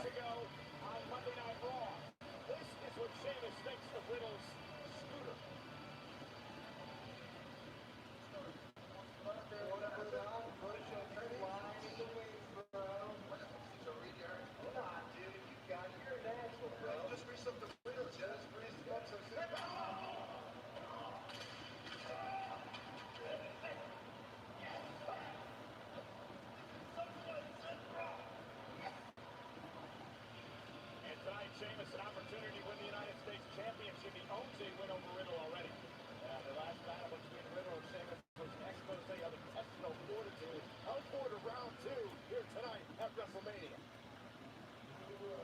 Bro.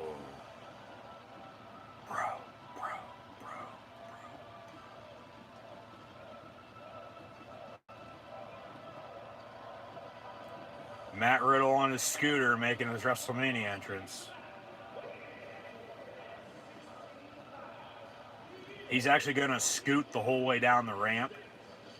Well, he better not wreck like Mandy Rose tripped and fell last night. Matt Riddle just rode his scooter down the ramp. And oh my God. Riddle's getting pyro? Jesus Christ. He does his flip-flops. Those go flying. And then, hey, he's high as a kite, high as a bird. As he took his flip-flops off, flew those out of the ring. We had WrestleMania-themed birds also fly from Matt Riddle. So he's, up there in the Rockies, no doubt about it. All by himself. Bell rings, match underway. Sheamus with a nice takedown. Has Riddle in a headlock. We got Cole, Saxton, and Joe on commentary from Monday Night Raw. Shoulder tackle from Sheamus off the ropes. Now working that left arm, left shoulder of Matthew Riddle.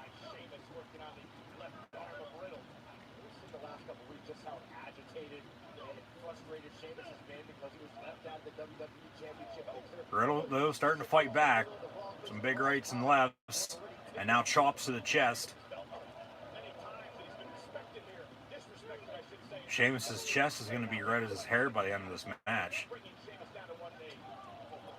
However, Riddle's chest and stomach, might look the same too if they keep going at it like this.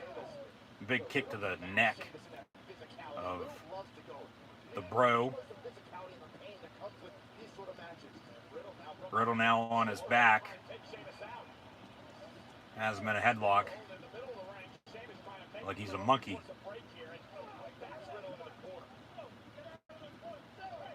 Elbow from Sheamus. A few elbows now, make that 4. And then Riddle with one of his own in a reversal.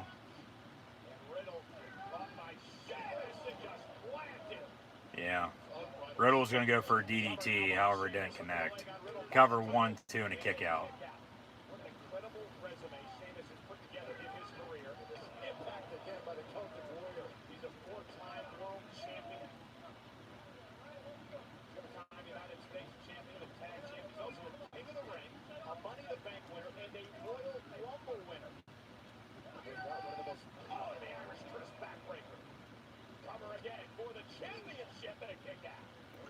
Another kick out there by Matt Riddle.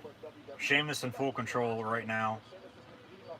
Surprised it took me that long to say this for any of these matches this evening. But hey, hour and a half in or so. Almost 2 hours for the live stream, but hour and a half for WrestleMania. Yeah, Sheamus right now in full control, but Riddle, I mean, they're back and forth with each other. I mean, the championship is on the line, so we'll see how this goes, how it finishes. But, and we're looking at another 3-hour pay-per-view just as we did last night.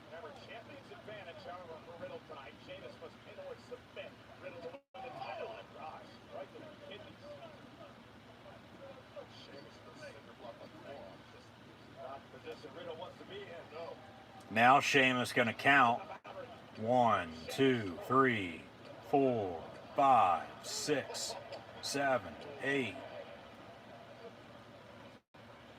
Those chops to the chest in between the ropes to Matt Riddle. Vertical suplex. Cover. 1, 2. Riddle kicks out.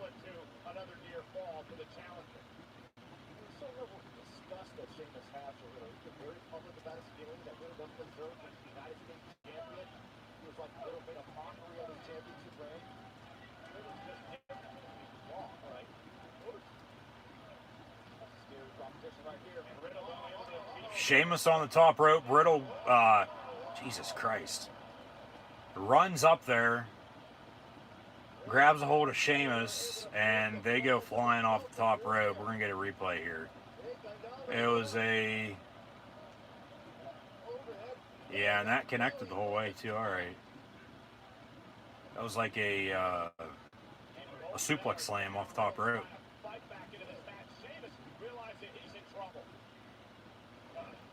They're going to show another replay here. Yeah, he grabbed him, bear hug, power slammed him on the way down, but it was, you know, a suplex before he, you know, ended up power slamming him down. Off top rope of all things. Whatever the hell they'd call that. I'm sure there's a term. I'm not thinking this evening for some reason. There's vertical suplex. Riddle now, back body drop with the senton.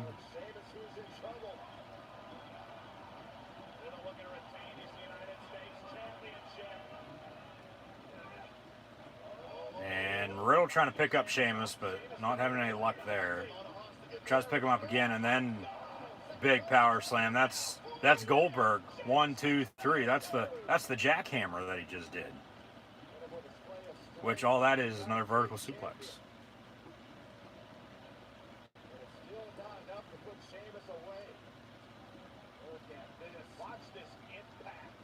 Yeah, Michael Cole, what is that? Of course, he didn't call it a jackhammer because Goldberg isn't wrestling, but he'd be losing his damn mind right now if Goldberg did actually do that. But Riddle did it, and they keep quiet about it. Sheamus off the ropes. Actually going to just stand there, and then Sheamus throws Riddle over.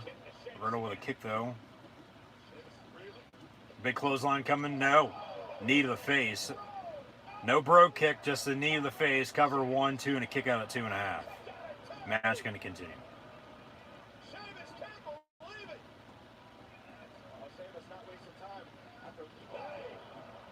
Sheamus with a big slam. 1, 2, and Riddle kicks out again.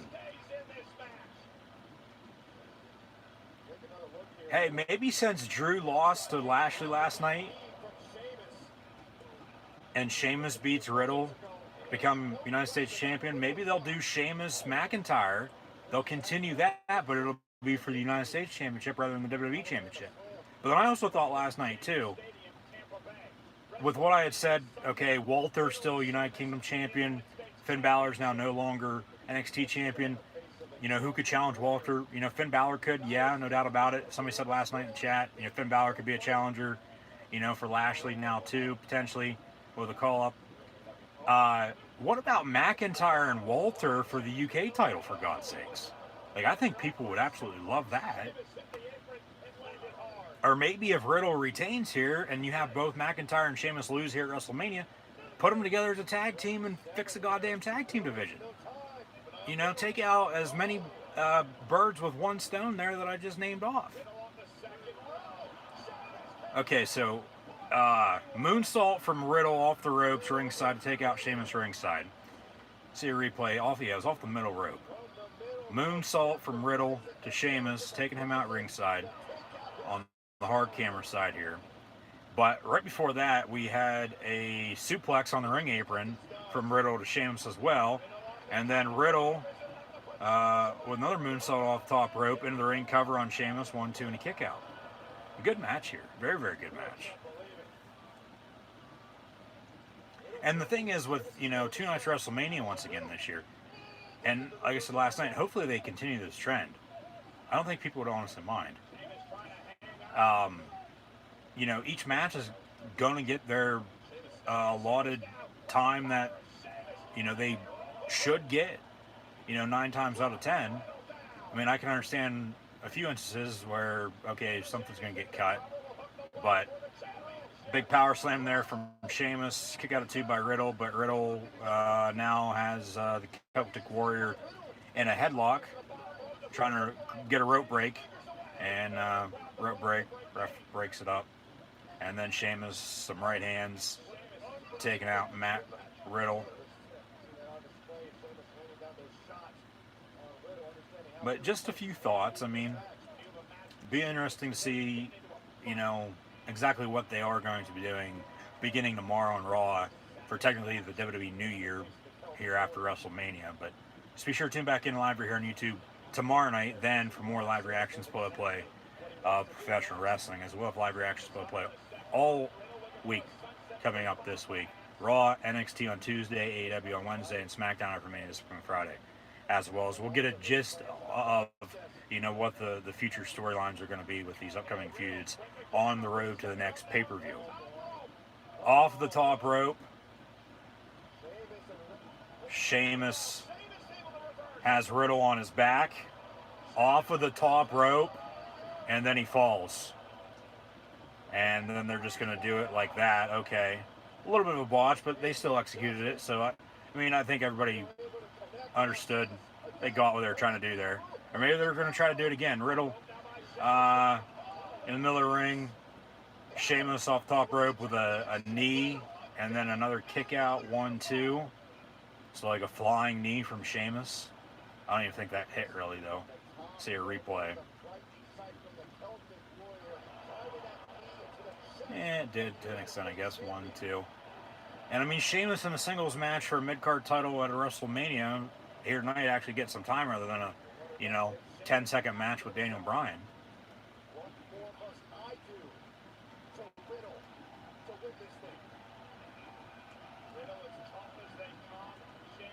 Now Sheamus lining Riddle up for a brogue kick, pounding his chest. Brogue kick, no, Riddle gonna roll him up, quick roll up, and Sheamus rolls it through, and then a knee, no. Sheamus missed with the clothesline, Riddle off the ropes, moonsault, but then Sheamus kicks him in the middle of the moonsault. Cover 1, 2, 3. Sheamus is your new United States champion.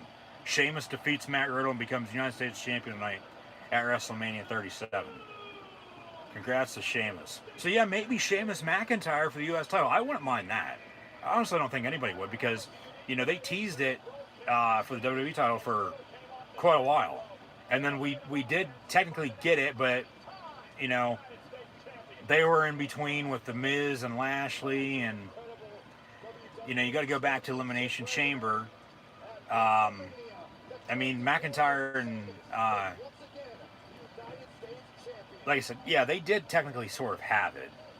Raw, pay-per-view, but that must have been a big kick to the gut, or even to the face. Riddle's bleeding from the mouth, but a few more replays here at the finish. A brogue kick in the middle of the moonsault, and then the cover 1, 2, 3. Sheamus, your new United States champion. But, you know, you go back, okay, McIntyre's WWE champion, and he got cashed in on against The Miz. Sheamus is involved in all this too with Drew. And then, you know, Lashley beats The Miz to become WWE champion, and then, you know, Lashley beats McIntyre to retain last night. So Sheamus wins at Mania. McIntyre lost last night. Like I said, I wouldn't mind Sheamus Drew for the U.S. title on Raw, because I doubt we're going to be getting a shakeup or a draft anytime soon. Because like I said, past 2 years it's been in the fall, but as I also said, they've had them throughout the years. They've had them throughout the years that they've done them. You know, in the spring, summer, and in the fall before. So, yeah, give me Drew and Sheamus for the U.S. title on Monday Night Raw. Boost that championship. But I also, like I said, wouldn't mind Drew up against Walter for the UK title if they'd, you know, want to have him. It wouldn't even be a downgrade, but it'd be an upgrade for WWE UK, NXT UK. No doubt about it, if they bring in Drew. Because, and, you know, we see the King Corbin Snickers commercial once again as a biker. But, and now what's this? Okay, Triple H with a briefcase. This for Money in the Bank. Triple H and Bad Bunny in the middle of the field. Actually, they're on a road. Are they giving him a contract?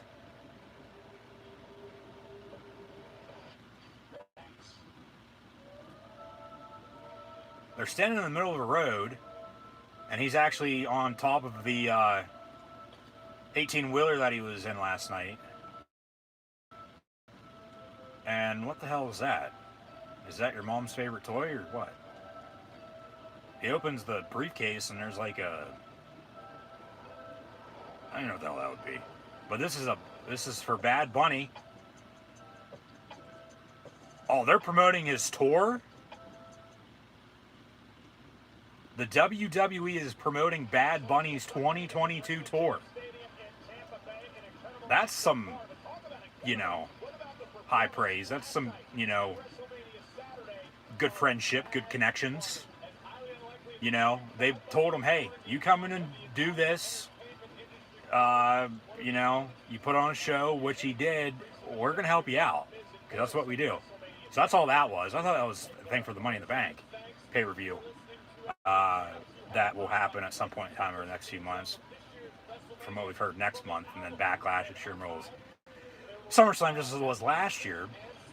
But, yeah, because, well, now they're going to go back-to-back with the mid-card championship matches, as it'll be a Nigerian drum fight match with Big E defending his IC title against the new Apollo Crews, which we'll get into this match in a second, but I just want to backtrack here before we move on anymore. Yeah, the Triple H thing, he was standing there in the middle of a field, what ended up being in the middle of a road, with a gold briefcase. And it was blank, but it was a gold briefcase. More of like a, yeah, it was a gold briefcase. We'll call it that. So, thought maybe, okay, it's something for Money in the Bank, but then Bad Bunny walks up. And, I mean, maybe that is something that Bad Bunny uses or has used in the past. I don't know, because like I said last night, I really don't, you know who he is. I mean, I know who he is, but I don't. Because like I said, I really don't listen to that type of music. I do, but I don't. You just got to be in the mood for it. So, video package here for Big E and Apollo Crews with the new Apollo Crews and his, you know, Nigerian accent, even though he's from the States, his Nigerian ancestors from Africa. And then there were some questionable comments on the kickoff pre-show with everyone talking about this match, but I'll digress there. But yeah, they said, Triple H said what he said, exactly what he said. I don't know, I don't remember. Even though it was just a few seconds ago, I really wasn't listening. But, yeah, they promote his tour for next year, 2022, when everything gets back to normal. And then that tickets for that go on sale, I believe they said the 16th, which is this Friday. So, yeah. Some cross-promotion with Bad Bunny coming in the WWE, putting on a show over the past few months, including last night WrestleMania, and then they run a whole video package. Of course, that was a green screen with what they were working with. And Triple H gives him that briefcase, and they promote his tour, and Bad Bunny goes on his way as he got back on top of the tractor trailer that he entered Raymond James Stadium on last night for his entrance for WrestleMania against The Miz and Morrison, teaming up with Bad Bunny and Damian Priest. So, yeah, we'll see what happens there, but Sheamus, new United States champion. Hopefully we get McIntyre Sheamus. But like I said, going back to Walter, who's going to challenge him for that title? Unless they're going to have him hold it for years and years and years, like Bruno back in the day. Which I don't think anybody's going to care. But, yeah, only way to win, pinfall or submission. So this Nigerian drum fight for the Intercontinental title, you know, it's no DQ, no holds barred. But now Wale gonna perform "Feel the Power," Big E's new entrance music, for a WrestleMania musical performance for Big E's entrance. And then Rhea Ripley is getting one, which should be shortly then after this, and then the main event, and then we'd be done for tonight. And then Raw tomorrow, Raw for Mania, and we're on to Mania 38 next year. But all right, so we got some more time to kill here, I guess. But Big E's going to make his entrance. Paul is going to come out. They're going to have their Nigerian drum fight. We'll have Asuka and Rhea Ripley, and then the triple threat, as far as I know, as the final three matches, if I'm not mistaken, correct? And technically, yeah, those are all championship matches as well. Yeah, Asuka, Rhea Ripley for the Raw Women's title. Big E, Paul Cruz, Nigerian drum fighter Intercontinental title match. And then, yeah, Roman Reigns, Edge, Daniel Bryan for the Universal title. Because we've already seen everything else that's already taken place, or took place last night and taken place already tonight. Now here comes Big E. He's getting some pyro. He's in his hometown of Tampa for WrestleMania this year. I think he's going to retain. Because Riddle just lost to Sheamus, so we'll see what they do with Riddle too. I mean, maybe put him up against Lashley. Now if they're going to move him up the card, but maybe Riddle and RVD as a tag team if they get him to come back. You know, the whatever, I don't even know you'd want to call them. Jesus Christ. I mean, the list is probably a pot field long, but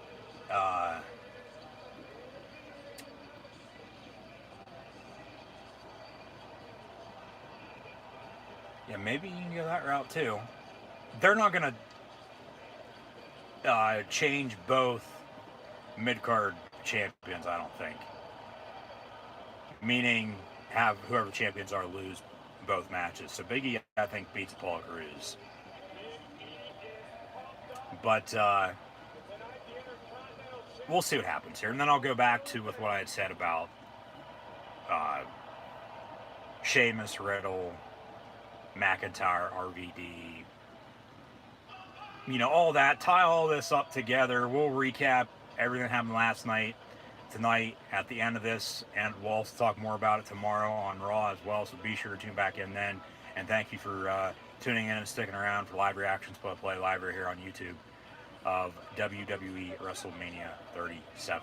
Here comes Apollo Crews, the new Apollo Crews, with whatever hell that's supposed to be in his right hand. Some type of Nigerian, I don't even know. I don't. It's a prop, I'll say that. That's all it is. It's like a torch. And WrestleMania tonight is brought to you in part by Credit One Bank. Visit GoCreditOne.com. Life ever rewarding. This is a first time ever Nigerian Drum fight match because, well, yeah, they do Big E and Apollo Crews in a singles match. This they did Riddle and Sheamus in a singles match for the U.S. title as well. And now having them back-to-back tonight at Mania. You know, it's the first one ever because, you know, you say Up in Smoke, well, you know, Vince must have been smoking something whenever he thought of this idea for Apollo Crews to, change his character up again. But, I mean, really, what else are you going to do with Apollo? Because I think they've tried and tried and tried to figure something for him. And it just hasn't worked. Nothing has. This sort of is, but even with what I said before, the WWE is going to be in for a very, very rude awakening once, they get live fans back. And, voila, here we are. Or Wale, here we are. For Wale performing Big E's entrance. And now they're going to both roll out of the ring as the bell rings, match underway, Nigerian drum fight. They both grab kendo sticks.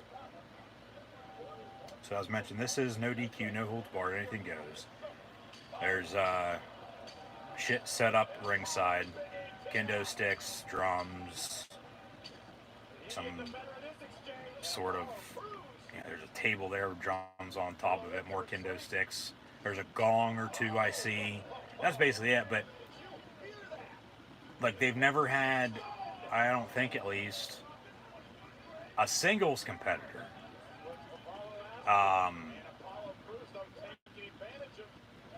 Whether they actually do have Nigerian descent or not, that they've tried to put over as a, because really all Apollo is mid-card champion anyway, so because if this doesn't work, nothing's going to, and they're going to get rid of him, and then it's going to be just best for both parties, and they'll both go their separate ways. Because like seriously, who is actually enjoying what Apollo Crews has been doing as of late?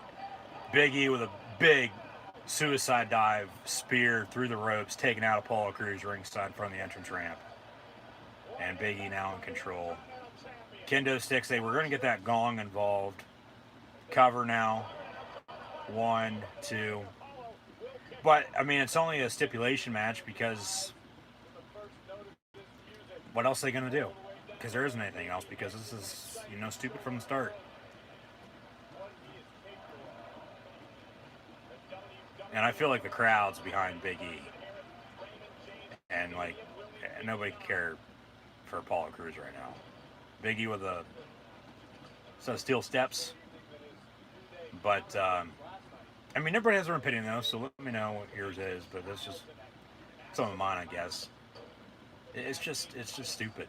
You call Braun Strowman stupid, but Apollo, with his new Nigerian accent and his new character, that's even, worse. It's even stupider. So, Apollo to Big E on the ring apron cover back in the middle of the ring, kick out at 2. Match going to continue here. So, yeah, we'll have this. We'll have the co-main event with Asuka and Rhea Ripley, and then the main event, Universal Championship match with Reigns, Edge, and Daniel Bryan.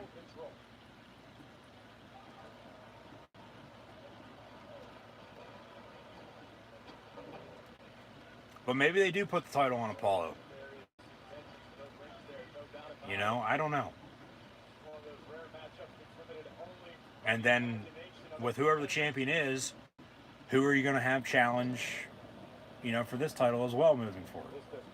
I get everybody's going to have their rematches and, blah, blah, blah, all that. And we'll probably get a few tomorrow night and a few on SmackDown. And then really next week is when it'll all begin for the road to the next pay-per-view.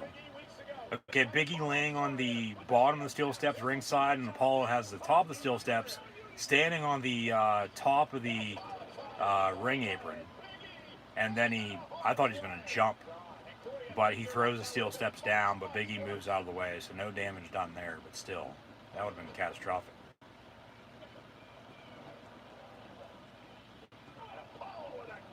Apollo, the big boot.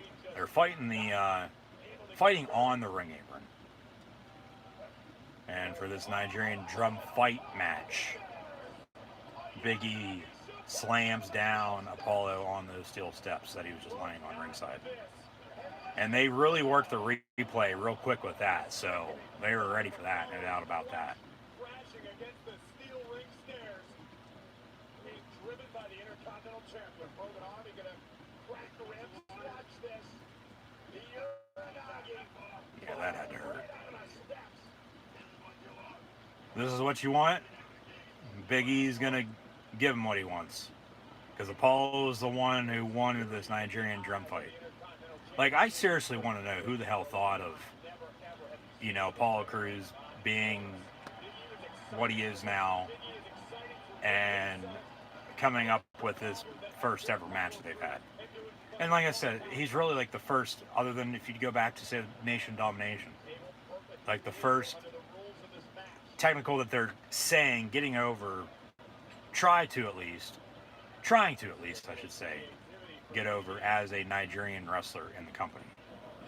So, I mean, there's really not much else to be said there, I guess. I don't know. It's just, to me, Apollo just, it's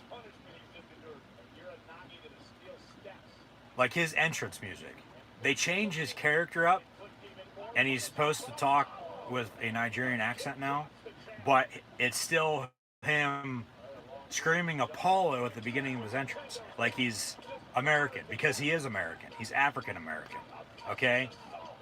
Apollo now with kendo stick shots to the back of Big E. Because sometimes it's just the little things that, mean the most. They mean more. And when you're trying to sell this and get it over, and whether they think it's working or not, which to me, yeah, this is a win for us, when no, it's not. And it's not, but they're still going to do it. Big E picking up Apollo, slamming him down. Well, who the hell is this? Is that Daba Kato? Jesus Christ. Oh my God. Was he supposed to be the bodyguard for Apollo Crews now? What the hell is this shit? Give me a goddamn break. He picks him up, slams him down. All Apollo has to do now is roll over and cover him up, and Apollo Crews is a new Intercontinental Champion. And this is all after Apollo frog splash through the table. 1, 2, 3. Apollo picks up the win, and Apollo Crews is your new Intercontinental Champion, following help from Daba Kato. And yeah, the crowd's letting him hear it. Boo. So this is the rude awakening that the WWE's in for right now. But they're not going to care, because they're not going to have fans at least until SummerSlam. So he's probably going to be champion at least for a little bit. Jesus Christ, what the hell is this bullshit? And they wonder why people don't watch. They wonder why the ratings are, down, down, down. Like, Jesus Christ. Like, hey, stupid idea from bad creative. But yeah, replay there. Big E was on the table. Apollo went for a frog splash, and Big E moved out of the way. So he went through the table on the frog splash, and then Big E picked him up, slammed him down. But then Daba Kato came out, attacked Big E, choke slam, and then Apollo 1, 2, 3 with the pin. Apollo Crews is your new IC champion here, as they crown 2 new mid-card champions tonight at WrestleMania, with Sheamus defeating Matt Riddle to become United States champion, and just now, back-to-back actually, Apollo Crews defeating Big E to become the new Intercontinental Champion. I mean, Big E won it, on the Christmas edition of SmackDown, has held it since. I mean, they really haven't done a whole lot with him in this regard either, but with Apollo winning, this is going to get very ugly and boring fast, and it's not going to be good. It is not going to be good, but they're not going to care. They're going to do it. So Apollo Crews is your new Intercontinental Champion. Kevin Owens just beat Sami Zayn. Put Owens up against Apollo and take the damn title off him, please and thank you. And Vince said thank you to us last night. Welcome back to WrestleMania, as Mania is back in business. Welcome back in general, but welcome to WrestleMania. Ding dong hello. Just a recap from last night with everything that happened. They'll do the Hall of Fame Class 2021 here, I think, next as well. Then the co-and main events of the evening with Asuka and Rhea Ripley and Reigns, Edge, and Daniel Bryan.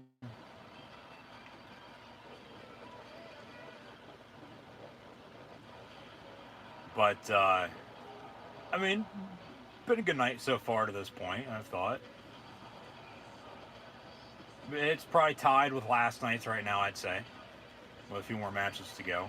Last night just seemed like it was drug out because of that weather delay at the start. Like they were behind schedule. So, sometimes you just got to do what you got to do, though. And I get it.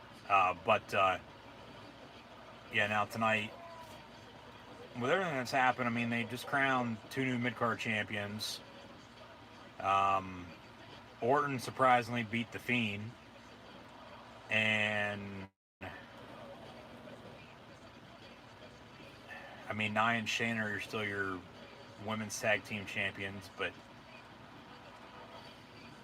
they need to figure that out, along with the main tag team division as mentioned. And then Owens beat Sami Zayn too. So other than that, I don't think a whole lot else has happened, if I'm mistaken. But now we're back to buffers. We haven't had one of those in quite a while, which is a good thing. But now turned into a bad thing again. Just as it was a bad thing for Shane McMahon as he got thrown off the steel cage last night against Braun Strowman. So yeah, the highlights from Mania last night. We'll get the Hall of Fame for this year, and then the 2 main event matches for the men's and the women's to close off the show, and then we'll be done for the evening. So, yeah, I'd say tied with last night's up to this point. And then once all said and done, I mean, Reigns, Edge, Daniel Bryan might actually be the match of the night. So, because Owens Zayn was pretty good, but I felt like they didn't give that enough time, I guess, compared to the other matches. But really, when it's all said and done, you're going to go back and look at them, and they're all going to be around the same time, I'd say. 15, 20-minute matches, if not a little less or longer. But we'll see. The return of live fans, WWE WrestleMania. Yeah, 25,000 plus last night. Yeah, Bad Bunny and Bianca Belair, new SmackDown Women's Champion. Braun Strowman beat Shane McMahon. Cesaro swung Seth Rollins as many times as he did. So, yeah, night 1 good, night 2 good up to this point as well. Hopefully it'll be even better here. A couple more matches to go. So I'd say another hour or so WrestleMania. It's about 10 o'clock right now, so another buffer, but we'll get through it.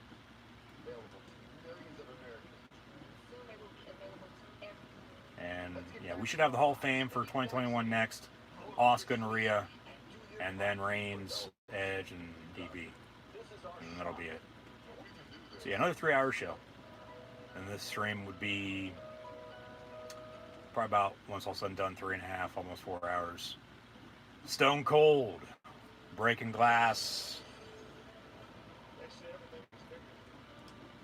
Everything's bigger in Texas. Here's WrestleMania 38 promo for next year's Mania in Dallas at AT&T Stadium, home of the Cowboys in Arlington. April 2022. No exact date, so they might do another 2-night event. I wouldn't mind. I seriously wouldn't mind moving forward every year now. WrestleMania is 2 nights rather than 1. Because you have the 1 night, as it's been for years. 7 to midnight, 1 o'clock sometimes. Like, it just, you're dead tired. And you're not in it as, you normally would be. But you do 2 shows, you split them half. And you have the people there that are actually going to them. Well, okay. It makes sense to do both, and they'll do what they want, but April 2022, AT&T Stadium in Dallas, WrestleMania 38.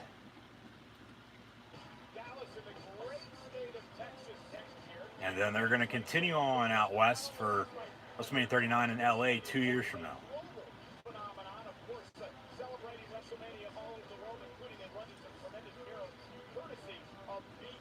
sport, but WrestleMania is truly worldwide. You better start believing in ghost stories, because you're in one. You better start believing in ghost stories because we're in one. What the hell is this? All right.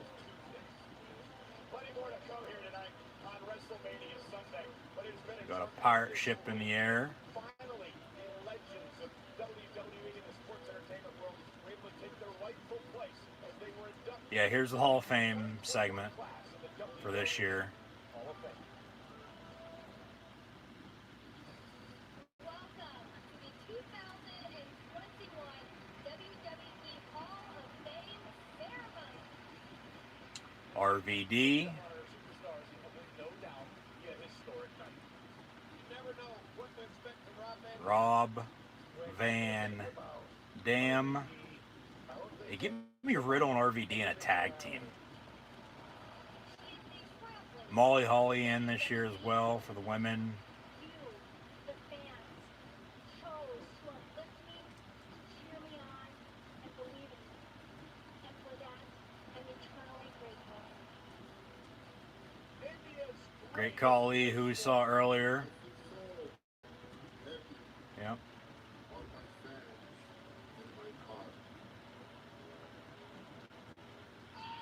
Ozzy in the celebrity wing, Ozzy Osbourne.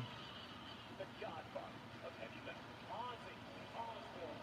Mm-hmm. It's all about the fans, man. I feel like this year's class they just threw together for some people.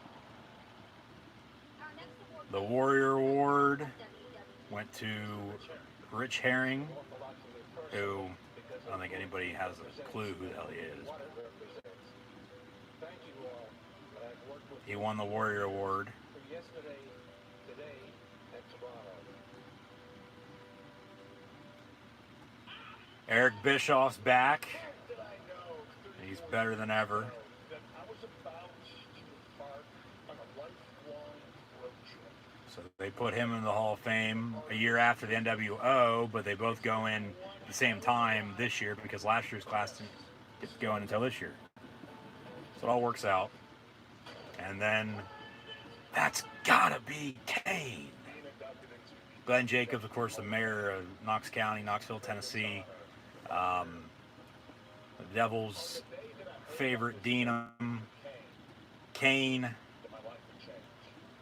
Now into the WWE Hall of Fame. So maybe next year they put The Undertaker in since they'll be in Dallas and he'll be the headline for the Hall of Fame. I don't know.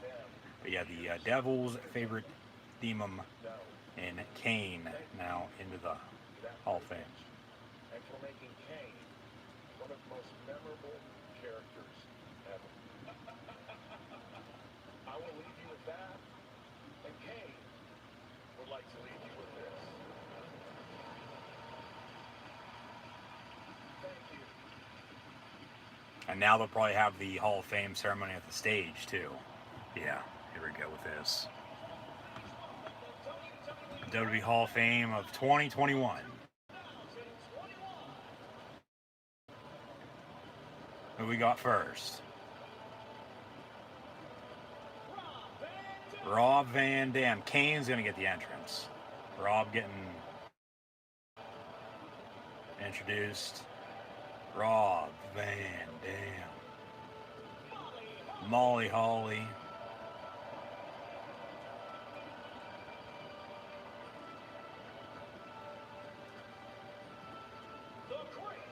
The Great Khali from India.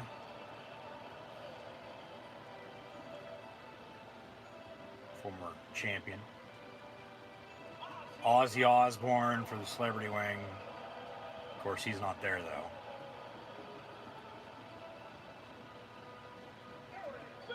Eric Bischoff's back.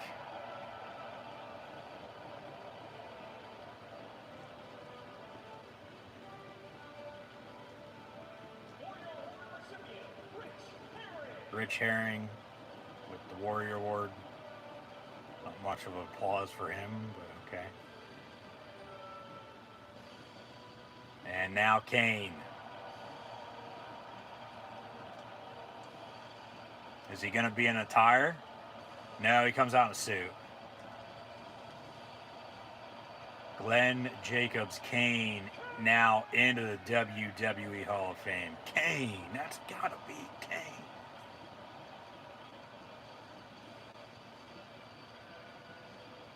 Kane says he has one more. Oh, he's gonna do the fire. I thought maybe Undertaker would come out.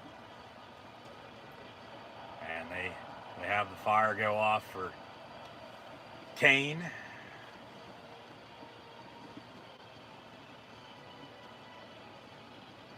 As Kane is now in the Hall of Fame. Hall of Fame music hits, and that'll be that.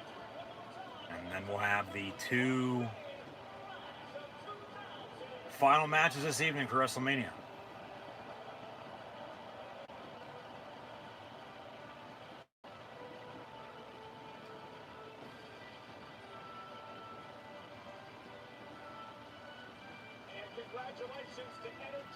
So they put both Hall of Fame classes in this year, the past 2 years, and, you know, try to get back on track on the road to next year. Asuka, Rhea Ripley coming up next. This will be for the Raw Women's title, and then Reigns, Edge, Daniel Bryan for the Universal title in the main event.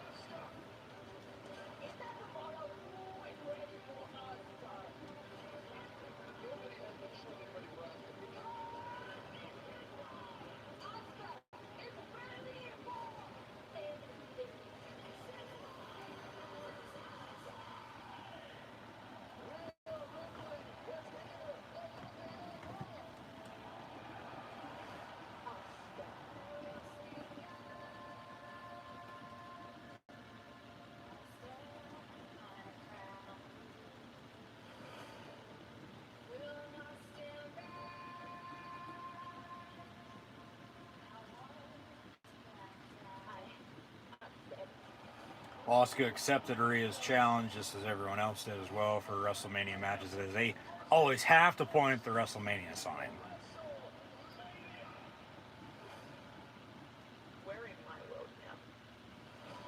But if Rhea doesn't win this, I mean, man, I tell you what. Or even if Asuka does retain, well, okay, then come on, Becky. Come get your title back that you had to give up to Asuka that has held it since. That'd get a huge pop. People would go nuts if she came back tonight. Because you do it tomorrow night, there's not going to be anybody there. So, you know, it's a toss-up on what you do.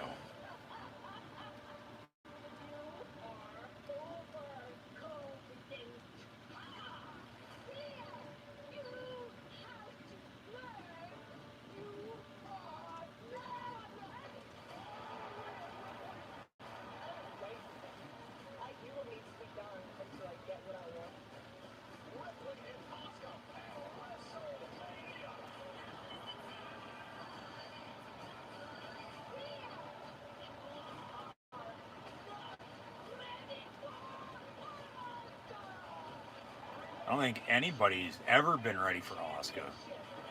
Except, say, Charlotte. I don't know. With just how the booking's gone. Because, you know, Asuka's undefeated for how long, and then go to New Orleans for WrestleMania where her careers go to die, and, you know, Charlotte beat her a few years ago, and then Asuka's pretty good throughout the year. But then when they actually want to try to do something with her and have her in a championship match or whatever the case may be, she always loses. So now Rhea Ripley getting her entrance music performed live WrestleMania.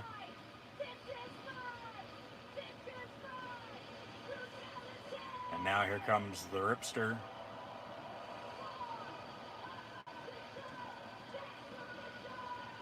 So two musical performances tonight. They didn't even do one last night. So you would have thought maybe they'd split them up, but no, they do them tonight. And going back to Kevin Owens, Sami Zayn, he didn't even get a chance to jump off the damn pirate ship. They built a custom pirate ship for the entrance, and they don't even let him jump off of it. Come on. But I feel like he might not want to do it, or they might have told him, hey, no, hold off, we'll think of something else and we'll do it then, because like he sort of said after last year that was the plan, and then he ended up just jumping off the sign through the table on Rollins last year because it was at the PC with no fans. Because he said the original plan was because with Mania 36 supposed to be at Raymond James Stadium, he was going to jump off the pirate ship, or at least wanted to. So that's a bit of disappointment, I guess, from a little bit earlier that I just thought of. But hey, it is what it is. Just hopefully they give him a push, I guess. Because depending on what happens here in this match, and then depending on what happens in the main event of the Universal Championship, we're going to get a better look on what they are planning on doing, I guess, moving forward. And then even watching, Raw, NXT, and SmackDown this week too. We'll have an even clearer look, once those shows are done too. So gotta let it play out. But co-main event of WrestleMania 37 here tonight, night 2, WrestleMania Sunday, following last night's night 1, WrestleMania Saturday event. It'll be Asuka and Rhea Ripley for the Raw Women's Championship. And thank you for tuning in and watching my live reactions play live right here on YouTube. Be sure to hit that red subscribe button if you haven't done so already. A little notification bell next to it as well. The easiest way to stay up to date is on social media. Like, follow, and subscribe. As always, links in the description below. Thumbs up button as well. Chat questions and comments, super chats, super stickers. Always appreciated if you like to support the channel. Links in the description below. Michael Cole, Byron Saxon, Samoa Joe on commentary. Hopefully tune back in tomorrow night as well for WWE Monday Night Raw live reactions play. Also on Tuesday, WWE NXT live reactions play. Wednesday, AEW Dynamite. Friday night SmackDown. And then, as mentioned just the other night, if in fact the Culture Ball Penn State Blue-White game is in fact on TV, as they're not allowing any fans other than students attending that game this upcoming Saturday. Also have live reactions play of that this upcoming Saturday, live right here on YouTube.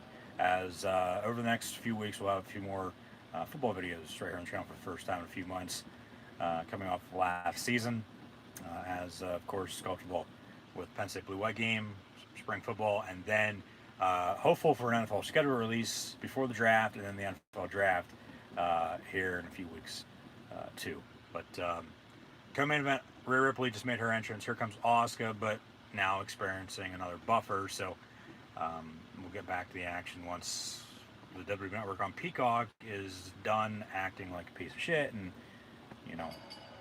well, bell rings. They're gonna give introductions. So Asuka's entrance was pretty short. She must have flew to the ring. But this will be for the Raw Women's title. Asuka defending against Rhea Ripley, and Ripley should win this. She should have won last year, for God's sakes.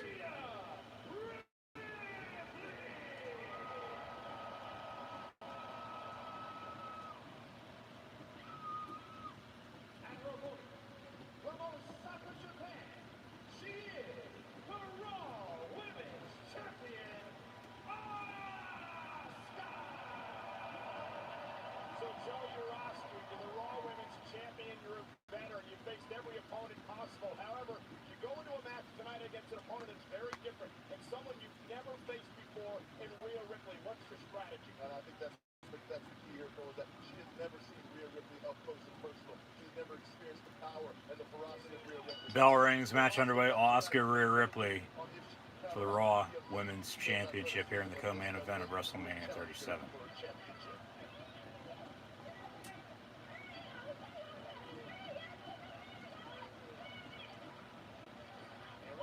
Clothesline misses from Ripley. Drop kick from Asuka. Rhea Ripley doesn't move though. No. And then Asuka with some rights and lefts. Kick there as well. Off the rope she goes. Quick roll up cover. No. No count. Ref was a little too late. Quick roll up now. No. Ref still too late. Come on, man. Get with it. Count 1, 2, 3.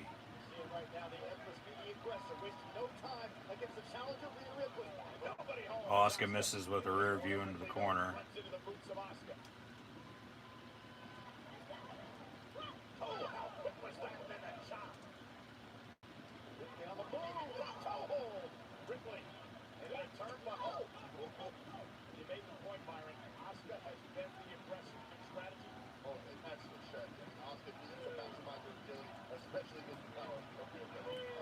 Three count from the ref to get Ripley back into the ring.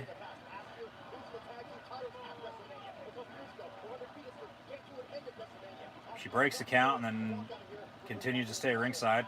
Asuka rolls out. Ripley tries to get back in the ring, but then Asuka drags her back out. Knee, and that really didn't connect. Come on.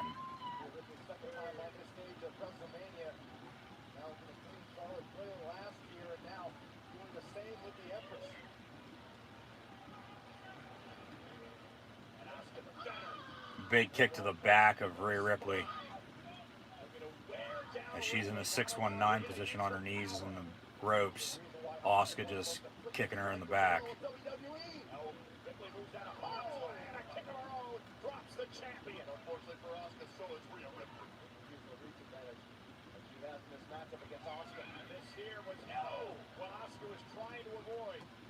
Cover.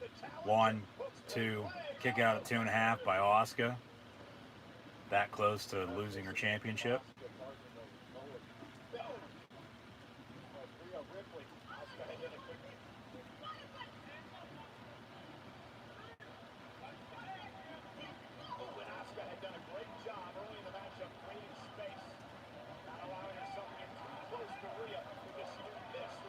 Crowd's starting to get into it now. Some chants. Let's go Asuka. Let's go Rhea.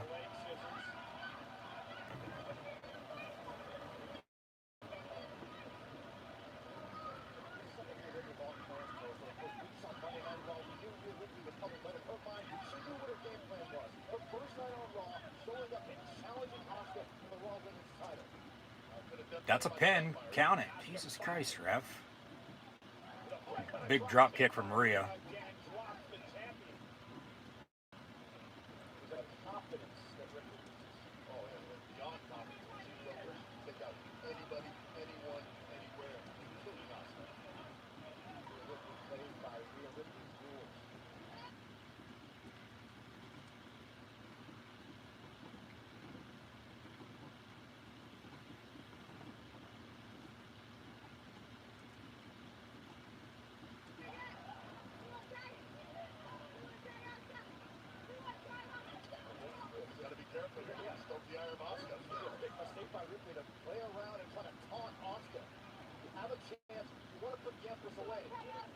You okay, Asuka, and then Rhea slaps her across the face.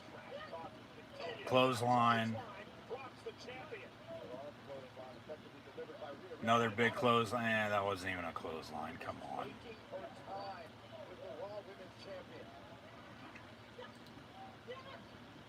To me, this match, it just seems to me they're going through the motions, and that's that.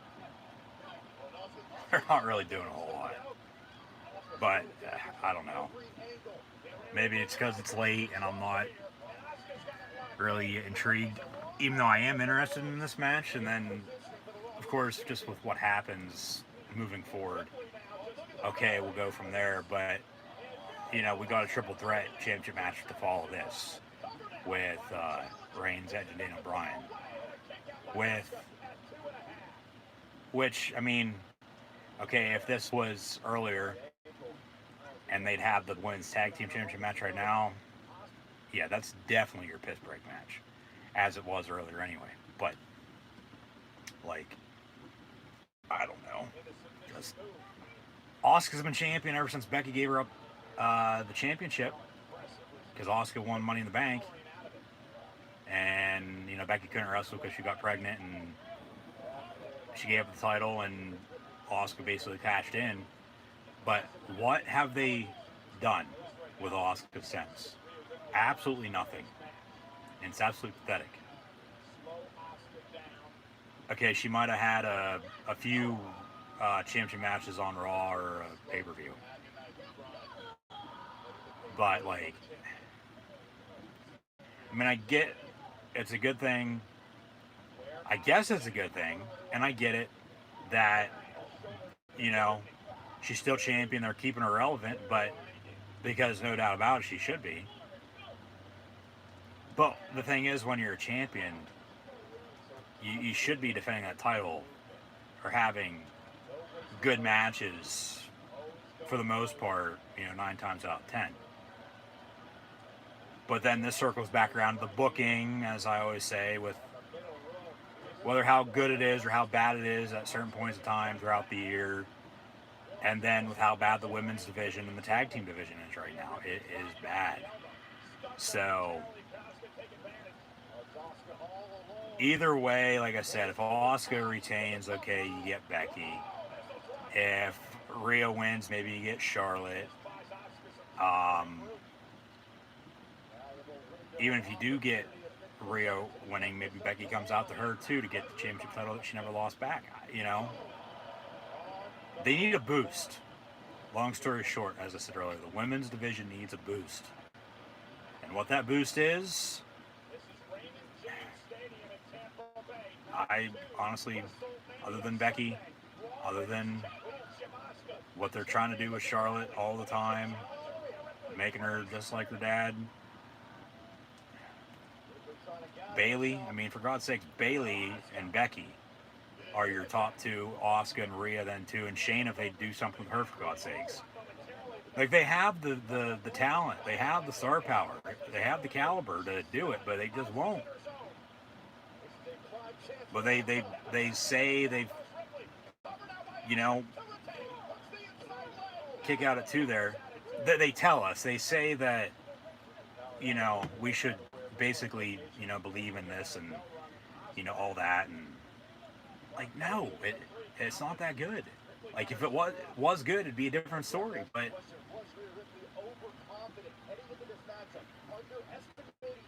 and Io Shirai just dropped the NXT Women's Championship to Raquel Gonzalez to take over the other night.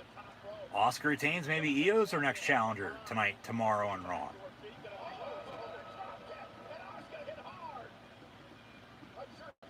Only time's going to tell. I mean, there are so many different options. But when they settle, that's the problem.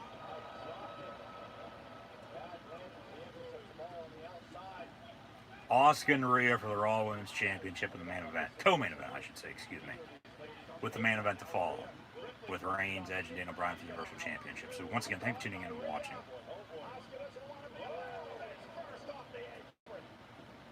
No, I wouldn't be either. No doubt about it, yeah. I don't disagree with that, no, yeah. It's just with what she did in NXT and then with how they've booked her, because it circles back around to the booking. If they actually do shit with whoever, just not her, list them all along in that category too, it'd be a different story, and they wouldn't have to worry about whatever. Like, I feel like us fans, this WWE Universe, as they like to call us, could rate these shows 10 times better than they do. DDT off of the ring apron ringside from Asuka to Rhea Ripley. Jesus Christ. See a replay of this with Ripley being DDT'd.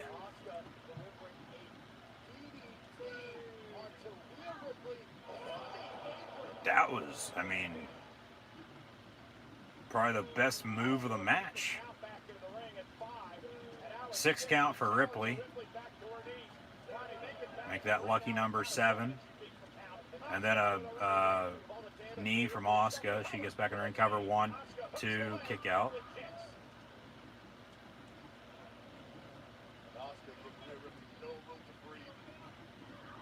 Well, to that last comment, they can write and have as many ideas as they want, but who runs the company? Who's been in charge for as long as he's been in charge?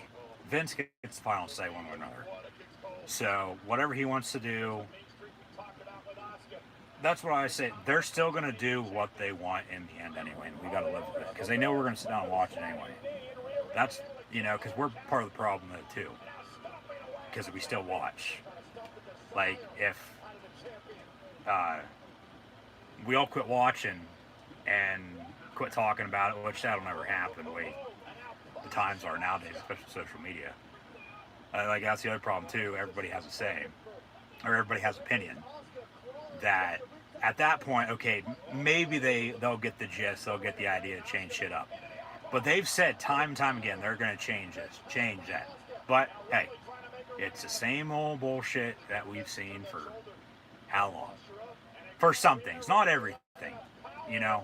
Like you got to give them credit for some stuff. But at the same time, it's like, why can't everything be like that?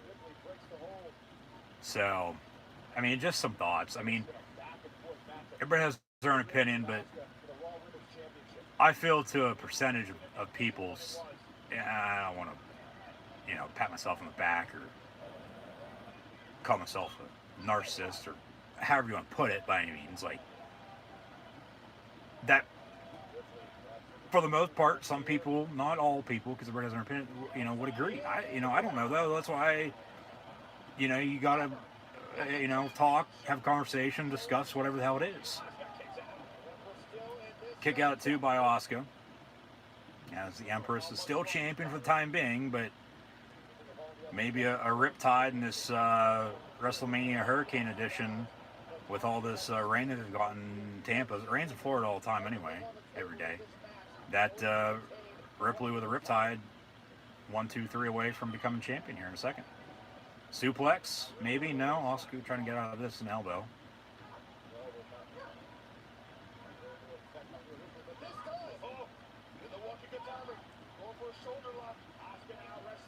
I am too. She's, I don't like, out of all of them, I care less about Sasha.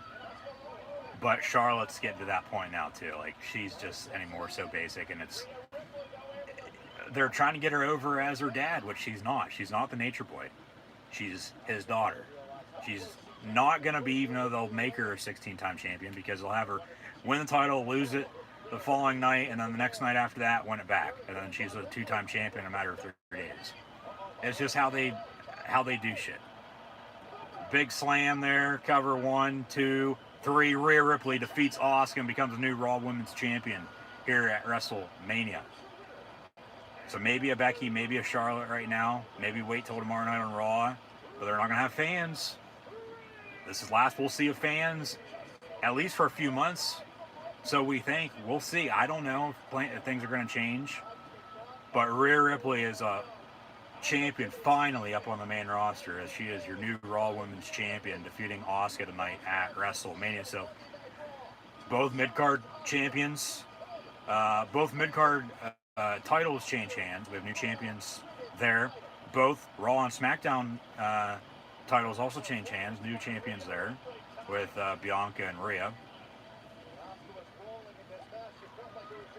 But Nia and Shayna retain, and they're still your women's tag team champions, which I don't know why. I don't know why they do some of the shit they do. So yeah. Well, it is the co-main event. It's as late as it is. Not as late as it was last night because with the delay. But with 2-night event, okay, you split them up. But you have a triple threat Universal Championship match coming up next that you talk about poor build with some of these other matches. Just throw it together and voila, have a match. This Universal title match coming up next, gonna tear the house down. There's Saul Goodman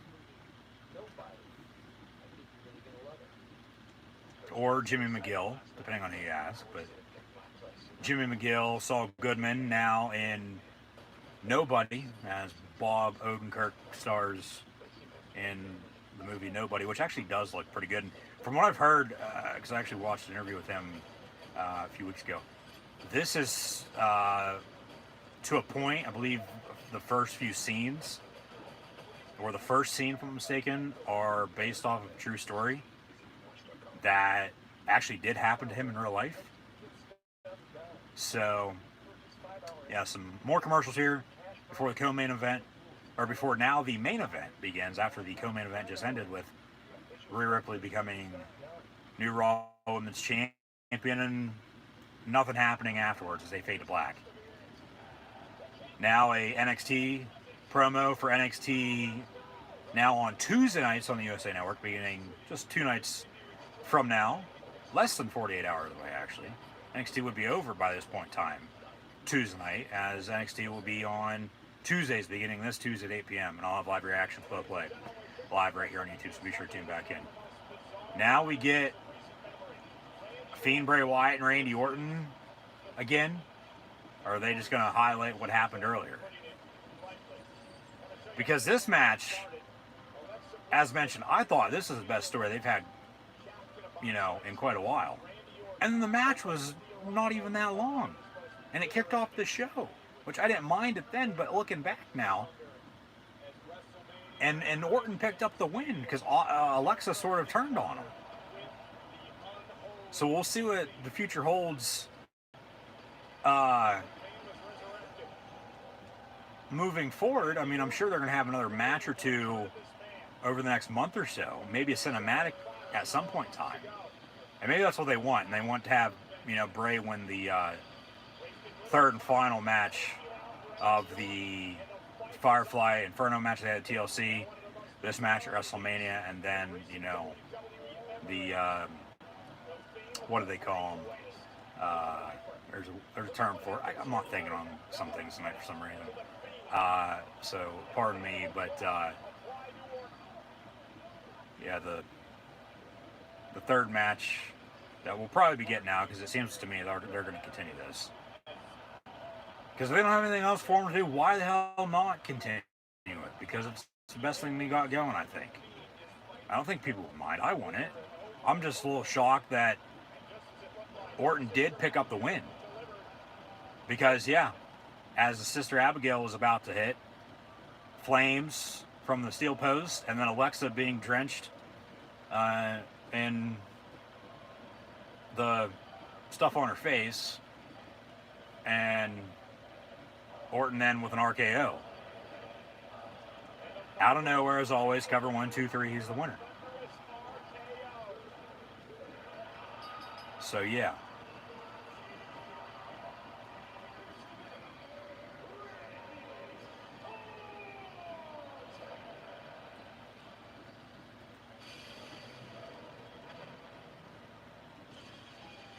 But where do they go with this if Alexa did technically turn on him?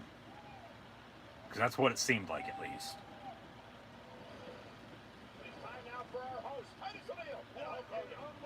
Now we're back to Titus and Hulk Hogan.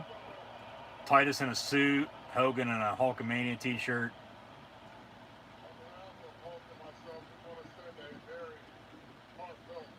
They're saying thank you.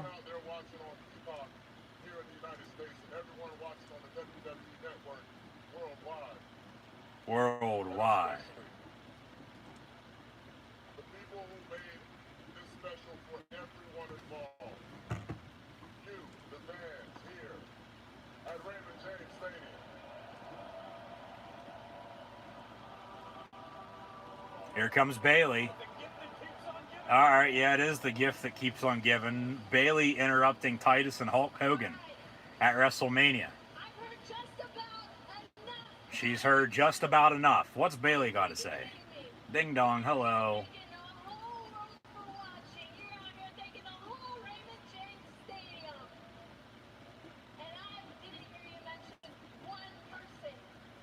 Me.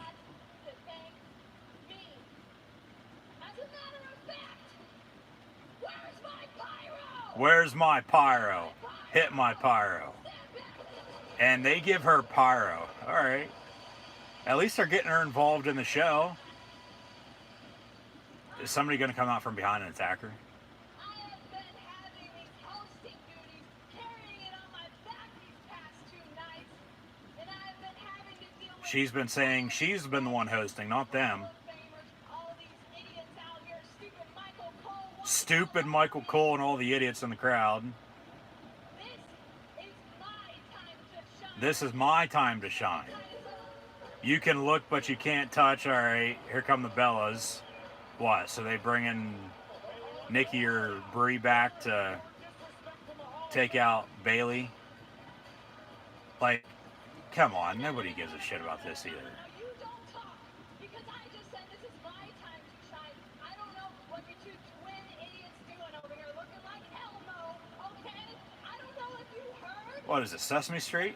John Cena is not here tonight. John Cena isn't here tonight. They are in Tampa. Ding dong. Nikki just slapped her across the face. And now the Bella is attacking Bailey. Take that, Bailey, says Michael Cole. Boo. Attack Bailey like this. Come on. Nobody cares about the Bellas anymore. Quit trying to make them relevant again.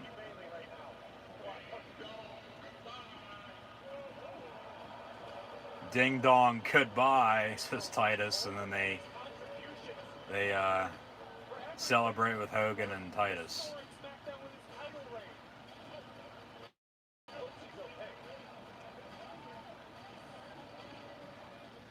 What was the point of that? Other than teasing, you know, potential feud at some point in time. Now a WWE Network on Peacock commercial. Take a look at all the series, the originals, all the docs, in-ring action, game changer, WWE Untold.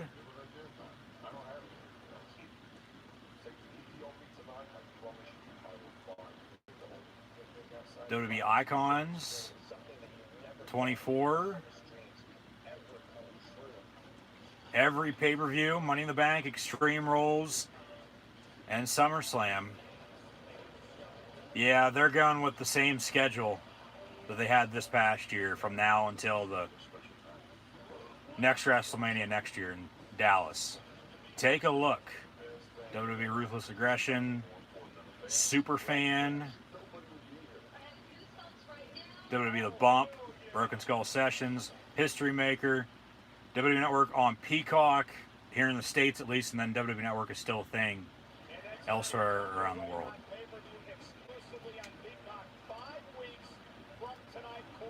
5 weeks from tonight, WWE Backlash will be Sunday, May the 16th. So it'll be Backlash and then Money in the Bank. All right, so they're going old school.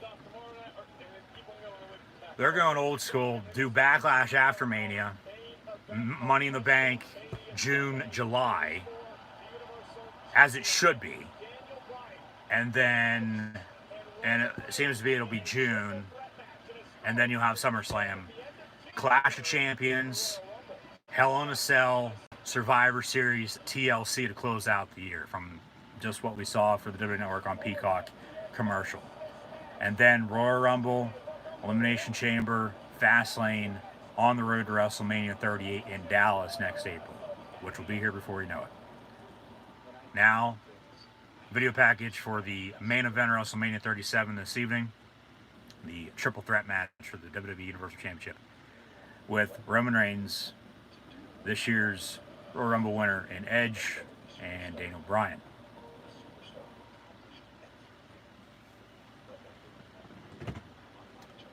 So they should give this, yeah, probably a good 20, 25 minutes, maybe a little bit longer.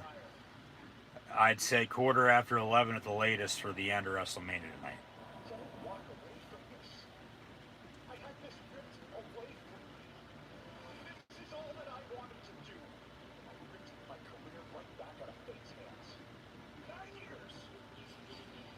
Yeah, there's a few things they could have made longer than some of the shit they've done.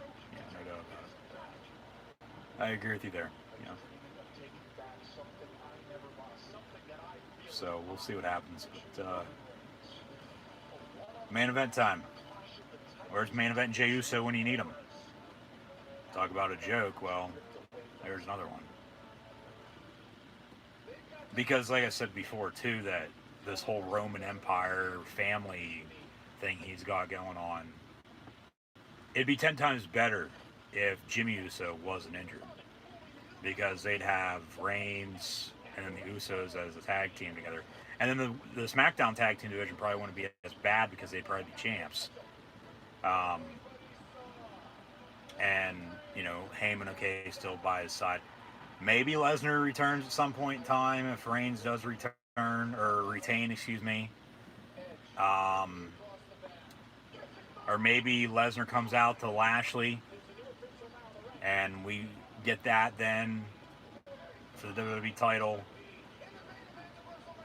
I feel like Daniel Bryan's going to win this, though. I feel like they gave Edge his moment to win the Rumble. WrestleMania will turn into WrestleMania once again. 7 years later, he'll win the title. I'm not going to be shocked if Reigns retains. I'm not going to be shocked with whoever ends up winning this. I'm not. I'll be fine with any of the three. I would. My pick is Daniel Bryan, though. Because I feel like it'd make more sense to have Edge continue to chase the championship from now until whenever they're going to have him win it. But I've said in the past, too, if Edge does win, well, there's a few people that, you know, very well could challenge him, you know, all summer long then, too. But then if Reigns loses tonight, well, he's going to get rematch after rematch after rematch until he wins the title back, too. So, a few different options, you know, whichever, you know, road they do take in the three-headed fork in the road that they're currently in with this triple threat. But, yeah. We'll see what happens, but it'll be Roman Reigns, your current WWE Universal Champion, the big dog, head of the table, tribal chief, who now we have to acknowledge Roman Reigns, defending that Blue Universal Championship is in a triple threat main event championship match here tonight at WrestleMania against the Rated R Superstar Edge, who won this year's Royal Rumble match, and Daniel Bryan, who was just inserted into this triple threat match recently. So, Reigns, Edge, DB, the untap outable Roman Reigns. He made him tap out, but didn't count. Like, this story behind Fiend and Orton has to be the second best thing they got going. One's on Raw, one's on SmackDown. And, I mean, Raw with 3 hours compared to SmackDown's 2. I mean, that's why I think a lot of people have been saying SmackDown's a better show than 2 as of late. You know, because it's not drug out at least. But, we're about ready to acknowledge this triple threat match for the Universal Championship in the main event of WrestleMania. So how much pyro and how long will Roman Reigns' entrance be is the big question. But now here comes, yes, Daniel Bryan. Like I said, I think he should win, honestly, but I don't think he will. And I'm not going to have a problem with any of these three winning. I'm not. And they really made it a triple threat because you have Reigns and Edge. Well, it's a clear cut that Edge is going to beat them. You put Daniel Bryan into it, well, you really don't know who's going to win it then. You know, it keeps people on the edge of their seat, which is a good thing. You know, makes us want to watch. It's exciting.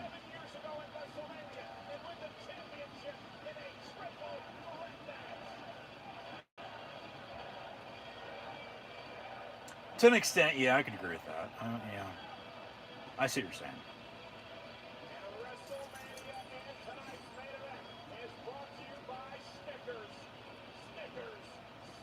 Yeah, that's what I said with Lesnar, maybe, because Heyman's still there too. You know, Lesnar, Lashley, but then Lesnar Reigns, we thought potentially could happen tonight. Whenever Reigns aligned himself with Heyman right before he won the Universal title payback after SummerSlam.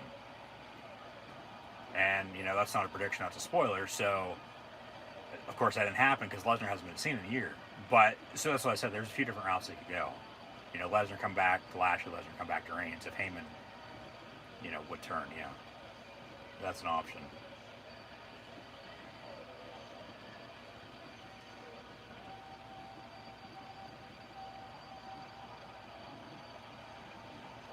Some good comments this evening, and thank you for those. Edge with probably the best WrestleMania entrance by far this weekend. Returning to wrestle at WrestleMania for the first time in over a decade with live fans of stands. He did wrestle Orton last year at the PC Last Man Standing, but there was nobody there. So, right now, as he's sort of in the same in-ring gear as color scheme wise, at least, as Orton had earlier, some red, mainly white, but some red and black in the mix as well. So Edge right now has to be the favorite with how they're presenting him and how the crowd's reacting, but we haven't seen the big dog yet. So Reigns going to be coming out here in a matter of seconds. So we'll see what gives.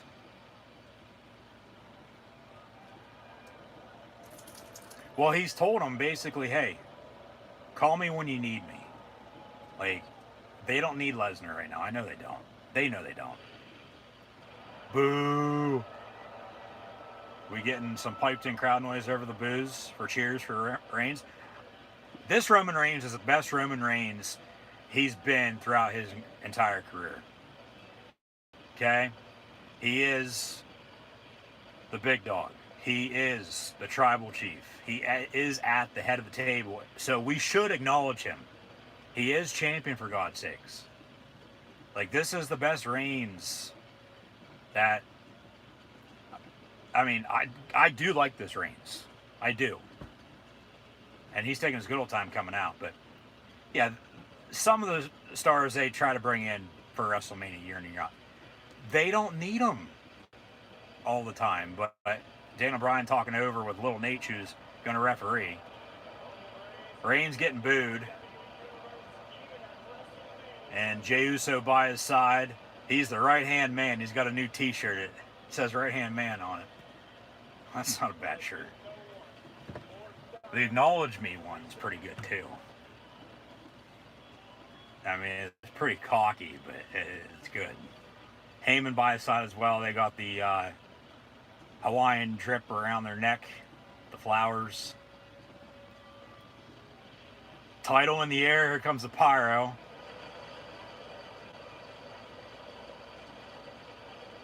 And yeah, this is like 15 seconds long for pyro for Roman Reigns. Because, okay, Reigns and championship main event matches at WrestleMania that everybody thought he would win or lose. Well, whoever he was facing, I go back to 34 with Lesnar. Lesnar ended up retaining.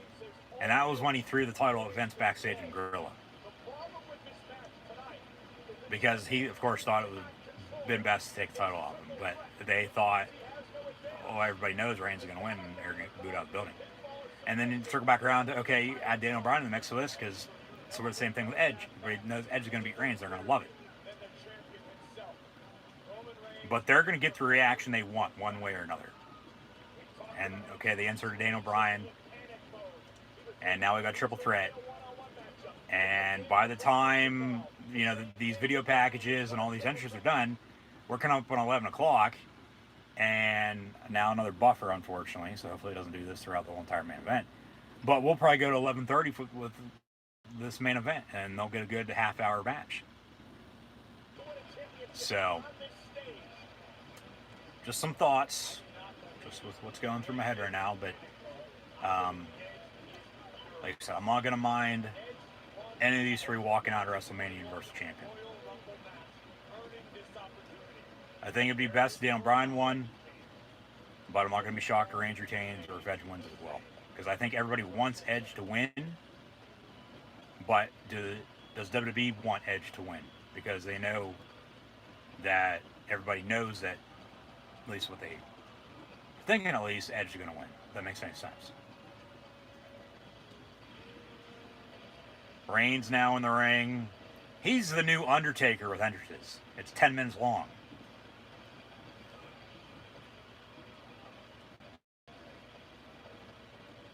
So yeah, Roman Reigns, like I said, in my opinion at least, and he's getting more pyro in the ring now with the title in the air. And this is coming off the sides of the stadium. And then they'll reset that and then, pump off more pyro to end the show. Because WrestleMania with these live fans back in business for the first time in over a year. Gonna be last fans we see live in the stands for another couple months at least, because they'll be back WWE Thunderdome tomorrow night. Still be in Tampa. It'll be the Yuengling Center, because the Trop's been overtaken by baseball once again, with baseball season underway with Tampa Bay Rays. So a triple threat Universal Championship main event match to headline WrestleMania 37 this evening, with the big dog, Tribal Chief, head of the table that we all acknowledge, Roman Reigns, taking on this year's Royal Rumble winner in Edge, and Mr. Yes Man himself, Daniel Bryan. So yeah, Reigns, with what he's done, feel like this is the best Roman Reigns we've had ever. The rated R superstar Edge.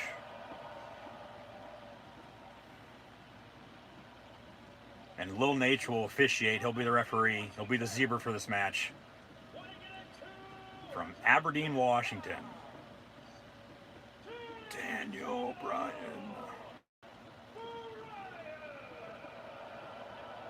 Yes, yes, yes, yes.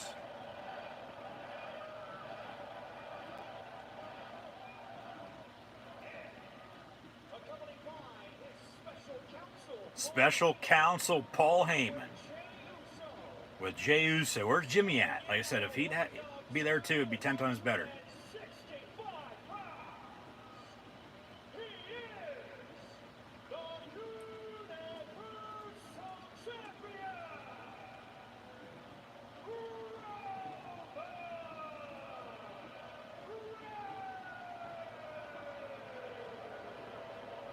Some mixed reactions for Reigns, it feels like. I mean, boos as always, but I feel like there's more cheers for him now. I think people understand, like, with what Reigns has done and doing, like, this shit is actually good. Title in the air from the official, yeah, it's almost 11 o'clock, so we'll probably go to 11:30. Close to it, at least. And then WrestleMania will be in the books. Triple threat Universal Championship main event match with Reigns, Edge, and Daniel Bryan. Bell rings, match underway. Reigns goes right after Daniel Bryan. Edge coming in from behind, taking out Reigns. I'll get to chat questions and comments, if any, roll through at the end of the show. So stay tuned. Just be sure to like, follow, and subscribe as always on social media. Big Dog joins us for the Big Dogs match.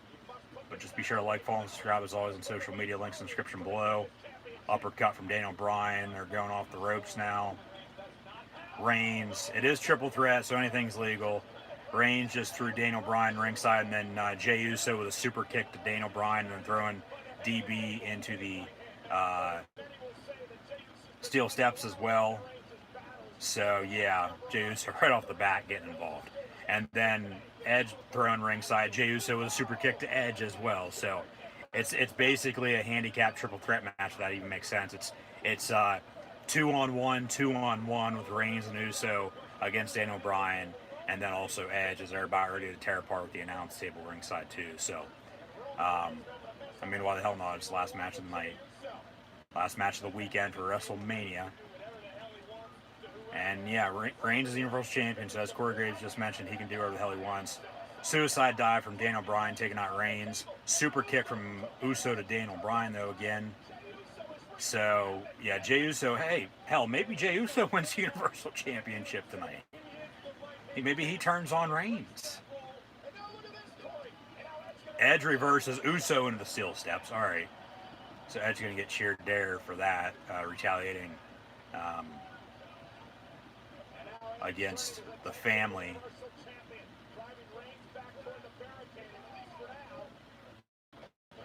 Reigns into the barricade and the LED screen on the ring.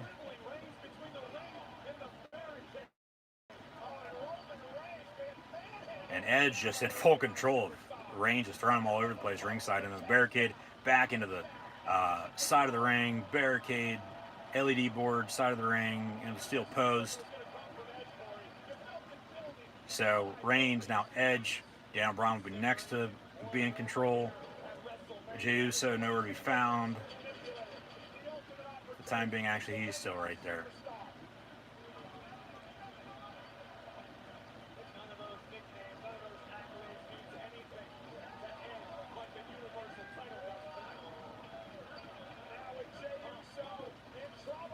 Edge with a DDT to Jey Uso on the top of the steel steps. And I think he hurt himself more than he did Jey Uso, for God's sake, because Jey Uso's head didn't even hit the steel steps, but his Edge's back, back first on those steel steps going for the DDT. See a replay of that. Yeah, he hurt himself, I think, more than he did Jey Uso. Jey, of course, is going to sell it, but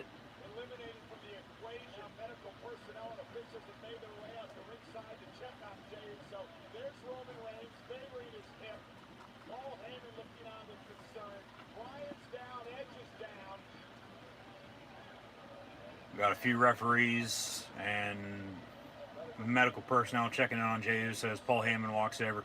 Daniel Bryan rolls back into the ring. Edge trying to get up. Reigns over in that other corner. So they're taking Jey Uso away. Edge tracking down Paul Heyman, but Edge gets back in the ring. It's now Edge and Daniel Bryan one-on-one in this triple threat match at WrestleMania with Roman Reigns still ringside. And this gets a standing ovation. This is a damn good singles match. Whoever doesn't break their neck first, of course, wins. Like I said earlier, whoever doesn't break their neck first between these two first here tonight in this triple threat, and then whoever between Reigns and Edge has the most spears is going to end up winning. Gimmick-wise, at least, it's, how it should be, how they promote it.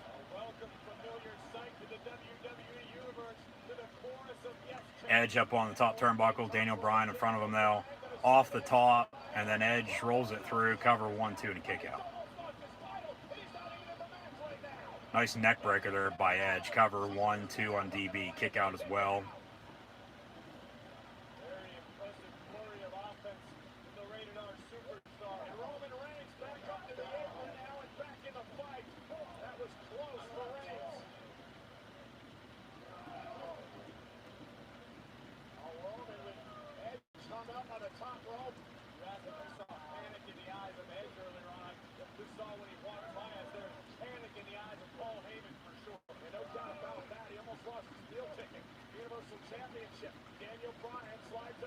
Shit.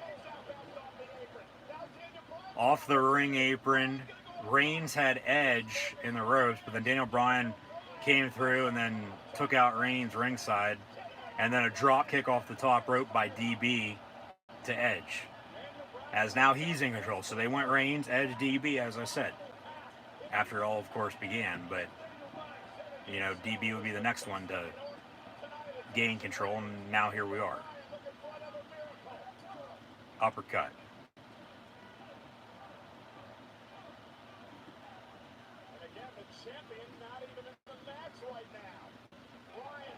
He technically is in the match, Michael Cole. He's just not in the ring. He's ringside. Suicide dive by DB, but Reigns catches him. And then Reigns was suplex ringside. DB hit his head hard. I don't know if it on a cord or something. He hit his head hard on the floor. But there was something there, I thought, too, that might have did him in a little bit more. And then a baseball slider underneath the bottom rope from Edge to Reigns. driving him into the announce table. To be the top dog on SmackDown. The World WWE. And now going to roll Reigns back into the ring. Spear, no. Nice big clothesline from Reigns. That's what Roman needed. Just a moment to propose himself. And establish dominance again. Crowd getting up, booing Reigns, some cheering, of course, but then Reigns like yelling at them. Now he's going to go for a Superman punch. He's got it cocked. Superman punch now. DDT as it misfired, and Edge reversed it into DDT of his own. So Now he does. Edge now back in control. How poetic could this be? You know exactly what's going through the Rated R Superstar's mind. Replay of the missed Superman punch. He had it loaded, but like I said, misfired. Edge reversed into a DDT. Edge now going to go for a spear. Edge with a spear, and then a Superman punch from Reigns. So some mixed reactions there for Roman from this crowd. Reigns now going to go for a spear of his own after Superman punch. Ooh, ah. Spear, no. Edge rolls it up, rolls him up into a pin, cover 1-2. Double spear? Yeah, double spear. It ended up being a double shoulder, as, I mean, basically they hit head on, and now they're both down and out in the middle of the ring. Because double spears against one another can't work. That doesn't happen. They do show a replay, yeah, they shoulder to shoulder. So now's your time, Daniel Bryan. Take control. He's ringside, I do believe. One final aerial shot, it looks like. Daniel Bryan off top rope with a headbutt. That was to Edge. And now going for one on Roman Reigns. Two flying headbutts from Daniel Bryan to Edge, and Roman Reigns cover 1-2, kick out at 2.5. Oh my. But Raymond James Stadium and Tampa hosting WrestleMania this year.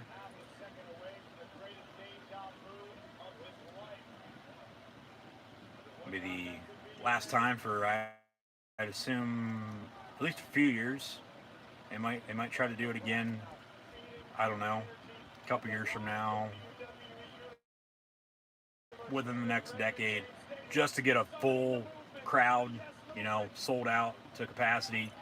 Not, of course, limited because of COVID, but hey, they're back in business this year, and they'll be getting back in the swing of things here over the course of the next few months, hopefully everyone's doing well and staying safe. But now some yes kicks from DB to both Reigns and Edge, and then a running knee from DB to Edge. Reigns going for Superman punch. DB gets him with a kick. Some more yes kicks from Daniel Bryan to Reigns. Actually kicked him side of the head. Edge rolls out, cover 1-2, kick out at 2.5 again by DB. Shit. 2 times back to back. Daniel Bryan almost, your new Universal Champion, almost picked up the win.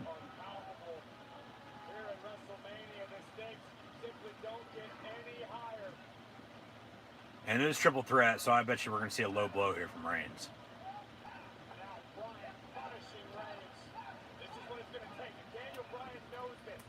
Some right hands. And now the yes lock's locked in. The yes lock is locked in on Roman Reigns. If Reigns does tap out this time for real, he's going to lose the title.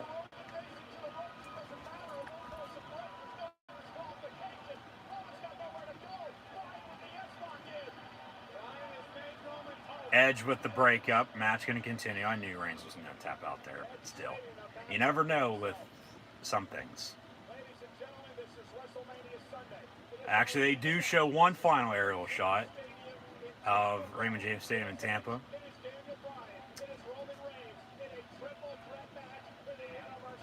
And we're we're about to go home, I guess. Daniel Bryan going to put a yes lock in on Edge. That's locked in. Edge taps out Daniel Bryan's new champion, and Reigns not even in the decision to lose his championship. I mean, that's triple threat rules. Jey Uso's probably going to come back out. No, there's Reigns. All right, Reigns with the breakup. Reigns now going to town on Daniel Bryan.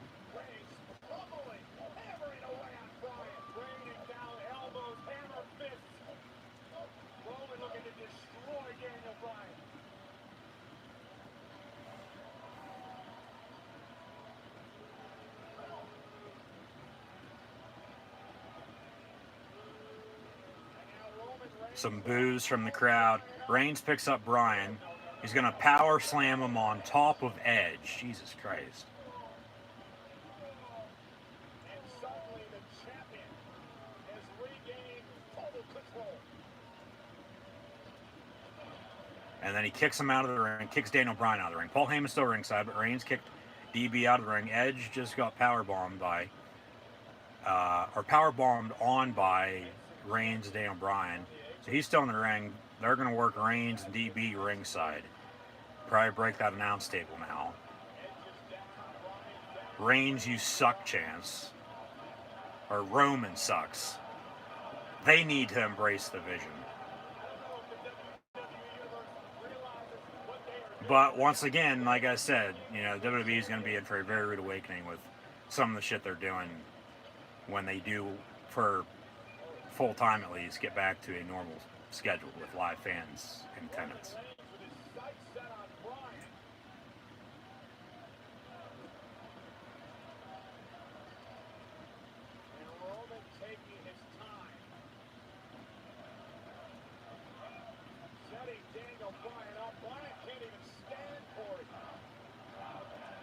Really, really loud Roman sucks chants now. He shakes his head, no, I don't. You do.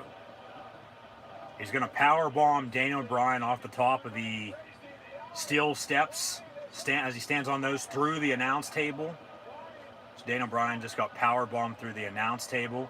Edge, he's off to the left. Reigns gonna turn around and Edge is gonna spear him. Yep, spear off the steps. Because they caught Edge rolling out of the ring at the last second, getting down on the floor. If you go back and watch that, you'll see it. That was a good sequence. Reigns with a power bomb. I mean, some stuff you can just see coming from a mile away after the first part of it happens. Yeah, Reigns with the power bomb to DB through the table, and then Reigns was still standing on the steel steps that he threw DB off of, and then Edge from the side. Yeah, right. See on the replay even, he's crawling on the floor out of the shot, back into the shot before he spears him. And then Edge spears Reigns ringside. So Edge now back in control. But then this is good for Daniel Bryan potentially.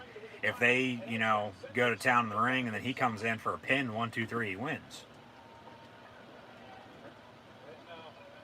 Edge going to go for a steel chair, it looks like.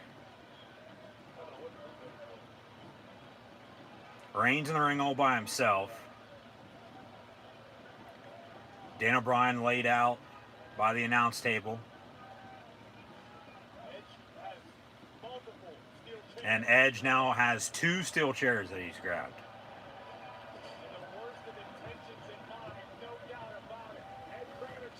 And then Reigns actually steps on one of those 2 steel chairs. Yeah, they play tug of war. And then Reigns going to go for DDT. Into the ropes goes Reigns. And then a crossface for Edge on Reigns. DB is going to break it up. Reigns taps, he loses. Edge ain't going to win the title using a submission. He'll, with the spear, pick up the win. Reigns gets out of it, but then what the hell is that? Oh, that's a piece of the chair. The leg to the chair is in the mouth of Roman Reigns in the submission that Edge has Roman Reigns in. Where's Daniel Bryan at, though? Reigns taps out. There's Daniel Bryan to break it up. He actually grabs Reigns' arm. Or Reigns might tap out to both of them, and then they're going to have Edge and Daniel Bryan. What a finish this would be. Edge and Daniel Bryan become co-Universal Champions. They start headbutting each other, because then there's some controversy on who is Universal Champion. Yeah, they're headbutting each other now. DB taking out Edge. That was good too.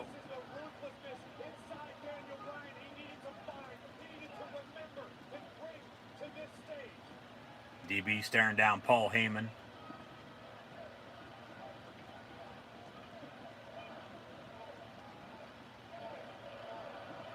Daniel Bryan chants now. Or this is awesome chants. This is awesome. Yeah. This is going to be the best match of the weekend when it's all said and done here. Oh, come on with the buffer. Jesus Christ. Hashtag WrestleMania when you share on social media. Yeah, DB now stomping the head in of Edge. Of course, they both have had neck issues in the past that have cost them their careers before they officially got cleared and were able to unretire out of retirement, come back, and, you know, be wrestlers once again in the WWE. Yes chance now for Daniel Bryan. Some fans are chanting yes, some chanting no. Yes, yes, yes. Daniel Bryan going to go for a running knee on Edge. Edge hits him with a spear.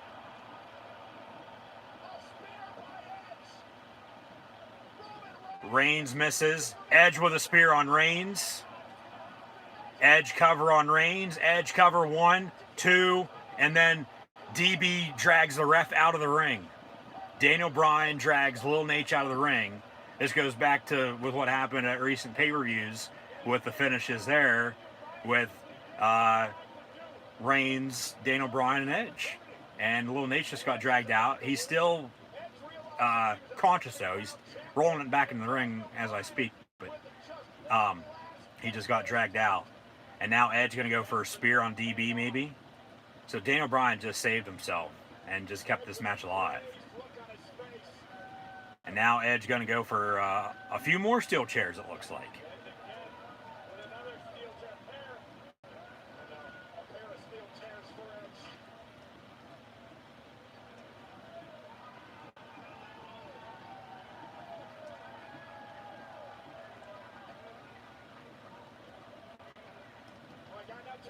Steel chair to the back of Daniel Bryan from Adam Copeland.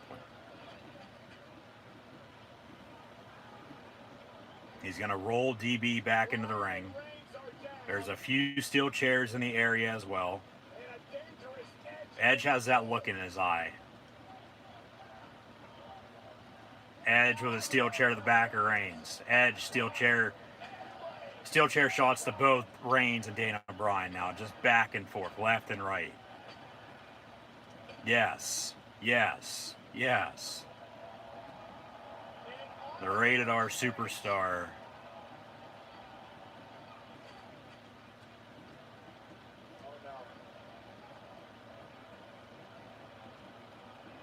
Who won the Royal Rumble this year.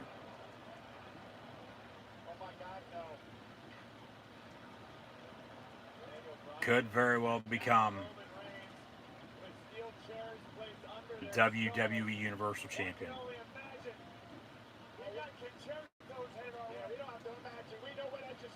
Edge with a steel chair in hand. Has Daniel Bryan's head on a steel chair in the middle of the ring. Has Roman Reigns' head on a steel chair in the middle of the ring as well. And now Edge doing what Edge does. Smashing in the head of Daniel Bryan on a steel chair, using a steel chair. And then here comes Jey Uso again. Uso, as Reigns didn't get hit. Here comes Jey Uso with a steel chair. Spear from Edge to Uso. All right. Yeah, steel chairs to him. He absolutely deserves them. How do you like that, Uso? Reigns with a spear to Edge. Reigns cover on Edge. No, he's going to grab a steel chair of his own as well. He would have pinned him right there, 1, 2, 3. Reigns would have won. And then Reigns is going to put Edge's head also on a steel chair and grab another steel chair and beat him in.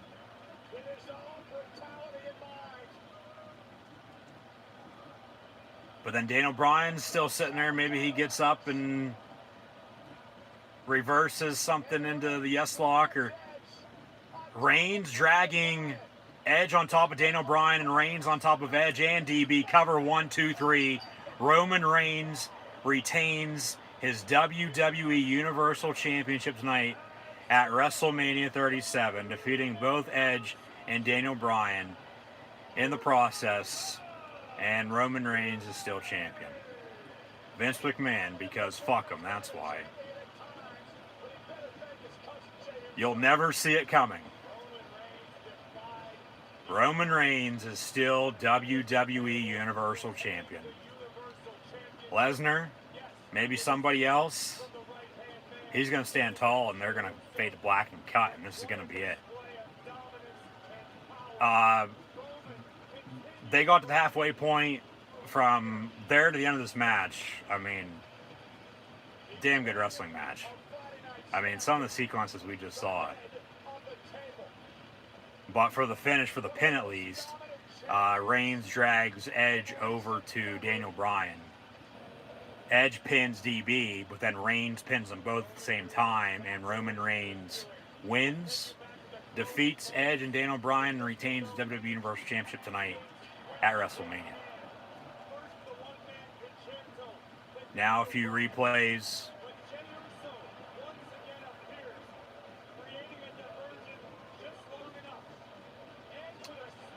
So Reigns is still champion. The big dog tribal chief who's at the head of the table, that will have to continue now to acknowledge, is still Universal Champion. And we have to acknowledge him even longer because he just retained and he's still champion.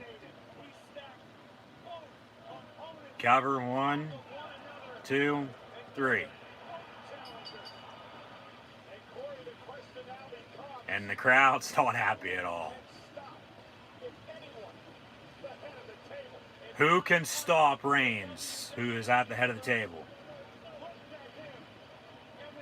Acknowledge me. Acknowledge him. He is Universal Champion. He is the big dog tribal chief who's at the head of the table. He is Universal Champion. Yeah.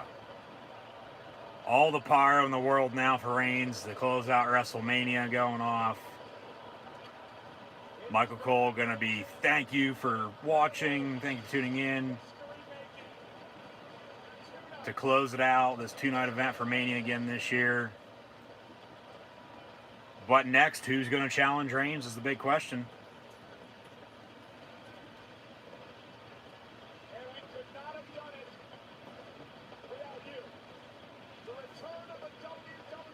The fans are back, at least for last night and tonight they were, but back to the WWE Thunderdome tomorrow, closing credits, and that'll do it for WWE WrestleMania. And they'll keep us on the edge of our seats even longer.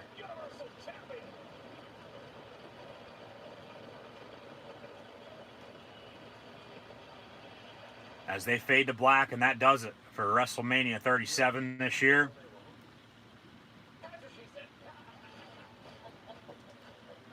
We'll have to tune in to Monday Night Raw and Friday Night SmackDown this upcoming week to see what the future holds for the future of the WWE, with both main champions retaining, both mid-card champions, both mid-card titles changing hands, now having new champions, I should say. We're going to get into a full recap here in a second.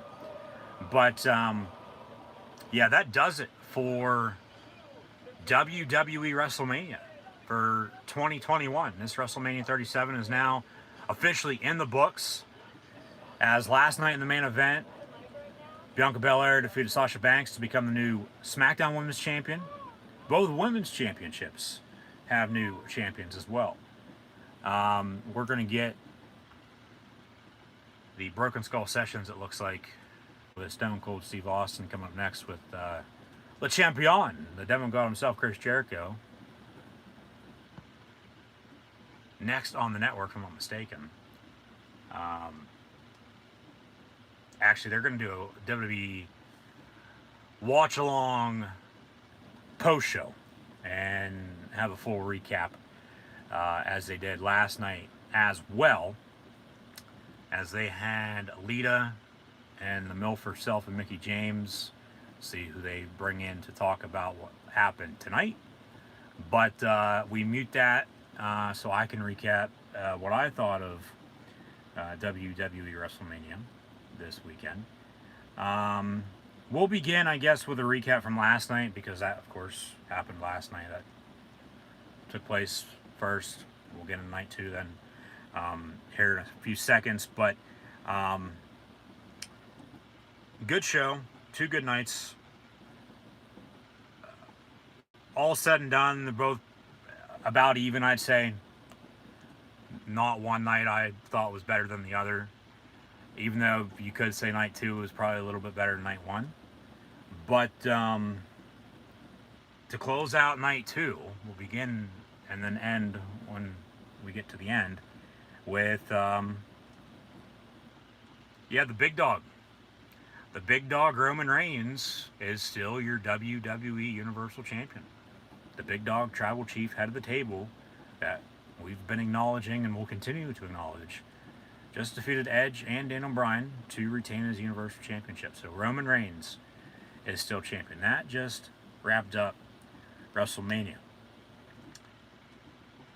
So we'll begin there, as mentioned, with Reigns defeating Edge and DB, Daniel Bryan, retains the Universal title.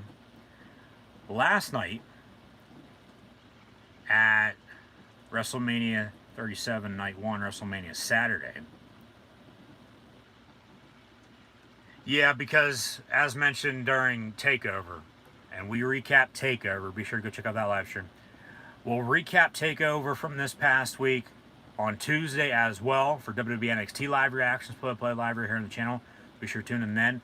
Also, AEW Dynamite from this past week, as well as I was actually live on Wednesday night for both AEW Dynamite and WWE NXT with TakeOver Stand Deliver Night 1 in that regard there as well. However, was having major technical difficulties, so that stream, of course, not on the channel. But night 2 for TakeOver is. We'll recap AEW from last week, this upcoming Wednesday as well. So schedule as follows this week: Raw tomorrow night, NXT Tuesday night, and then on Wednesday and Friday, AEW, and Friday night SmackDown, as Bobby Lashley and Roman Reigns are still champions. So yeah, we'll recap AEW and NXT midweek when the time's right. And yeah, now we'll get into with what happened last night and also just this evening with WWE WrestleMania 37. So WrestleMania 37 back in business with live fans, 25,000 plus each night. Raymond James Stadium in Tampa, Florida, home of the NFL Super Bowl 55 champion Tampa Bay Buccaneers. Kicked off with Vince McMahon welcoming us all back in business for Mania for the first time in a little over a year with live fans in attendance. But of course, just thank you, for all the support, for what they've had to deal with, as everyone has had to the past year with COVID-19. So hopefully everyone's doing well and staying safe. But Vince, with the two America the Beautifuls we had, they had him, Triple H, and Steph, along with Shane O'Mac and the rest of the roster out on the stage. Had that ceremony. He welcomed us back. However, there was a first ever weather delay, about a half hour, 45-minute weather delay to kick off WrestleMania last night. So they were behind schedule about that long until they wrapped up with half the matches last night and then half the matches tonight, as well as a split into 2 nights. Last year's too big for just one night. However, this year they run the 2-night event once again, and they're back in business. So as mentioned, I wouldn't mind if they did do, moving forward, did have a 2-night WrestleMania every single year. So then half the matches are on one night, half are on the other. I don't know what you think. Let me know in the comments below. But I just feel like it'd be better. I mean, they know people are going to watch regardless. If not, go to the event rather than, have a 10-hour show on a Sunday night that it's just going to get drug out and people are going to be dead tired by the middle of it, hell, let alone the end of it. So we'll see what the future holds there. WrestleMania 38 going to be in Dallas, Texas next April before they head out to Hollywood, Los Angeles, California for 39, in which WrestleMania 37 this year was supposed to take place out in LA at their new SoFi Stadium in Inglewood, home of the Chargers and Rams. But hey, we're in Tampa. We're supposed to be in Tampa last year. We're in Tampa this year for 37. And this is what happened after the weather delay now last night with Titus O'Neil and the Hulkster himself, Hulk Hogan, hosting. We had, of course, the weather delay. Then Bobby Lashley, Drew McIntyre for the WWE Championship. Now, this is not going to be in any particular order by any means with how the matches actually went, but this is how I would have previewed them last night and tonight. Just the easiest way to roll through it. So, yeah, it was a WWE Championship match with the almighty WWE Champion in Bobby Lashley of the now no longer Hurt Business with MVP by his side, as Drew McIntyre tried to get back his WWE Championship that he lost to The Miz at Elimination Chamber via a Money in the Bank cash-in. And then McIntyre had to challenge Lashley because Lashley beat Miz in the process on the road to WrestleMania. And then Lashley, unfortunately, defeated Drew, and now Lashley's still WWE Champion, and McIntyre's on the outside looking in on a potential story, a feud to go with. You would think beginning tomorrow now on Raw, because this is a Raw feud for the WWE title on Monday Night Raw. But we'll get more into with what I think could happen with Drew McIntyre here in a quick second, so stay tuned. Also last night, we had a women's tag team turmoil match in which the winners of this 5-woman tag team, so 10 competitors, would get a women's tag team title match tomorrow night during night 2. Tonight, technically, earlier this evening against the women's tag team champions, and Nia Jax and Shayna Baszler. And then Natalya and Tamina won that tag team turmoil match. However, earlier tonight, Nia and Shayna retained their titles. So Nia Jax, Shayna Baszler are still your WWE Women's Tag Team Champions. Speaking of the devil, with tag team championships on SmackDown WrestleMania on Friday Night SmackDown just the other night, the Dirty Dogs themselves, Bobby Roode and Dolph Ziggler, retained their SmackDown Tag Team Championships. However, the New Day on the Raw side of things, with Kofi Kingston and Xavier Woods, lost to AJ Styles and Almost. So AJ Styles and Almost are your new WWE Monday Night Raw Tag Team Champions. A potential challenger for them after Matt Riddle lost his United States Championship to Sheamus, and then this will tie into Drew McIntyre as well. With Sheamus now your new United States Champion after defeating Riddle earlier this evening. Give me Sheamus and McIntyre for the WWE United States Championship on Monday Night Raw. I feel like that would be a damn good feud. I feel like people would, buy into that and believe with, what's actually going on, what's happening there. Best friends, as we had a best friends match earlier tonight as well with Owens and Zayn, which we'll get more into here in a second, so stay tuned. But, Riddle's now no longer United States Champion. And they're teasing, Riddle, or they're trying to get over Matt Riddle, as this dopehead, who's high as shit all the time. Which, if that's the character he wants and that's the character they want him to be, so be it. I mean, it is sort of funny, but, it is sort of stupid. And, everybody has their opinion on whether you like him or don't. I sort of don't. I mean, I'm in the middle, but at the same time, it's like he is good. He's, a former MMA guy.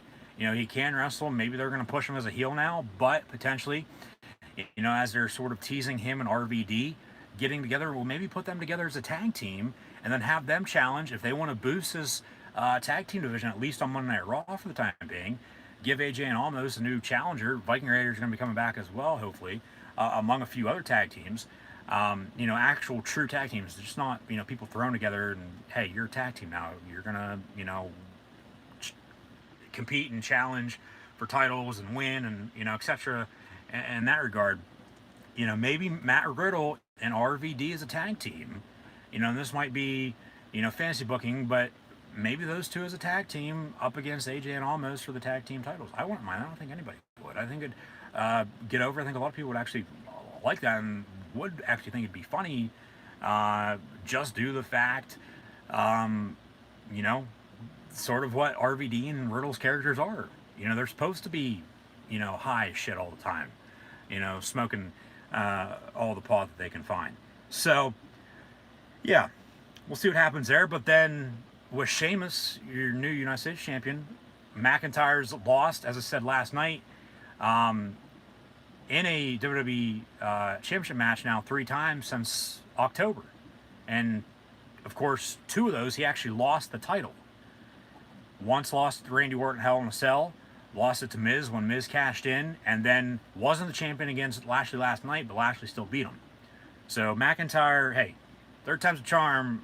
It seems to me they're moving him on to something, whether it's going to be bigger and better or not, I don't know. We'll see. I also said earlier, potentially McIntyre and Walter on WWE NXT UK for the United Kingdom champion for the United Kingdom championship, along with Finn Balor maybe too, because who the hell is going to beat Walter for that title? That's the big question right now. And who's going to beat Roman Reigns and Bobby Lashley for the Universal and WWE championships respectively as well too? Only time's going to tell. We'll see. But also at WrestleMania this year. So just some thoughts. Let me know in the comments below what you think. But also this year at WrestleMania, this is last night still, we had a stupid steel cage match, arguably one of the stupidest matches of all time. It was brought to us by Nickelodeon. It was Braun Strowman, Shane McMahon, and then of course, who's stupid now? Shane, Monster Among Men, Braun picked up the win. Cesaro also defeated Seth Rollins after he hit him with a few uppercuts and a lot of swings, as Cesaro embraced the Vision in his first ever WrestleMania singles match and came out on top victorious, defeating the Messiah. Bad Bunny and Damian Priest defeated The Miz and John Morrison as well in tag team action. And then in the main event of the evening, and now I know I'm saying some stuff maybe a little less, maybe a little more right now than what I did earlier or last night, but just be sure to go check out last night's stream. Rewind to the start of this, watch it from start to finish again. You'll see everything I've had to say over the past few days here with more live reactions, play-by-play, and of course we'll have more live reactions, play-by-play coming up tomorrow, Tuesday, Wednesday, and Friday of this week in the world of pro wrestling, so stay tuned. But last night in the main event, for the SmackDown Women's Championship on Friday Night SmackDown, it was Sasha Banks defending against Bianca Belair, who won this year's Women's Royal Rumble match. And Belair came out victorious as well, as she is your new SmackDown Women's Champion. No Becky Lynch by any means. She did tease us with, night 1 and night 2. Nothing is guaranteed here tonight, only now, eternally. And then nothing is guaranteed here tonight, tomorrow.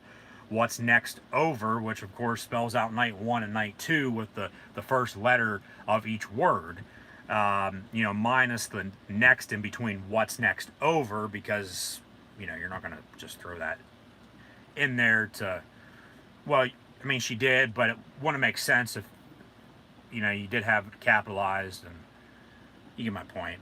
It wouldn't have spelled night 2 then at that point. So she was teasing, of course, night 1, night 2 with Punch Return. Maybe tomorrow night on Raw, maybe Friday night on SmackDown, we'll see. But Raw after Mania tomorrow, Raw after Mania, live reactions, play. SmackDown after Mania on Friday, SmackDown live reactions, play. Right here on YouTube as well. So, yeah, be sure to tune in. Red subscribe button if you haven't done so already. Links in the description below for social media. Be sure to like, follow, and subscribe. So Bianca Belair, your new SmackDown Women's Champion, and then on my Raw side of things, Rhea Ripley defeated Asuka in the co-main event tonight to become your new Raw Women's Champion as well. So, yeah, 2 new Women's Champions, Women's Tag Team Champions, stay on Nia and Shayna though.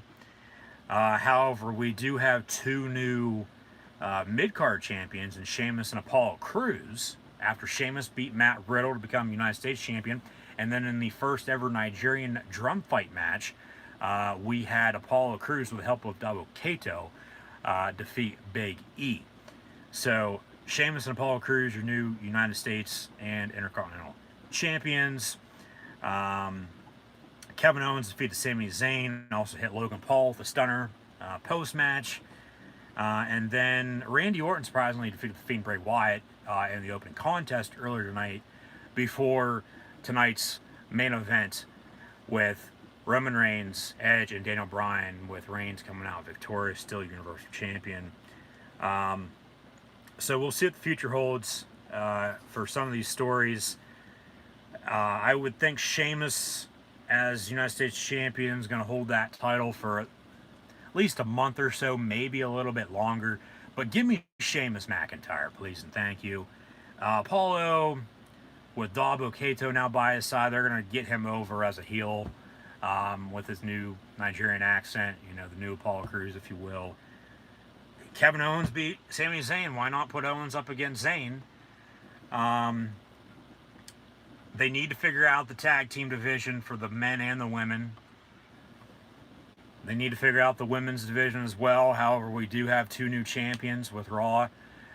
Women's champion now being Rhea Ripley after she defeated Asuka.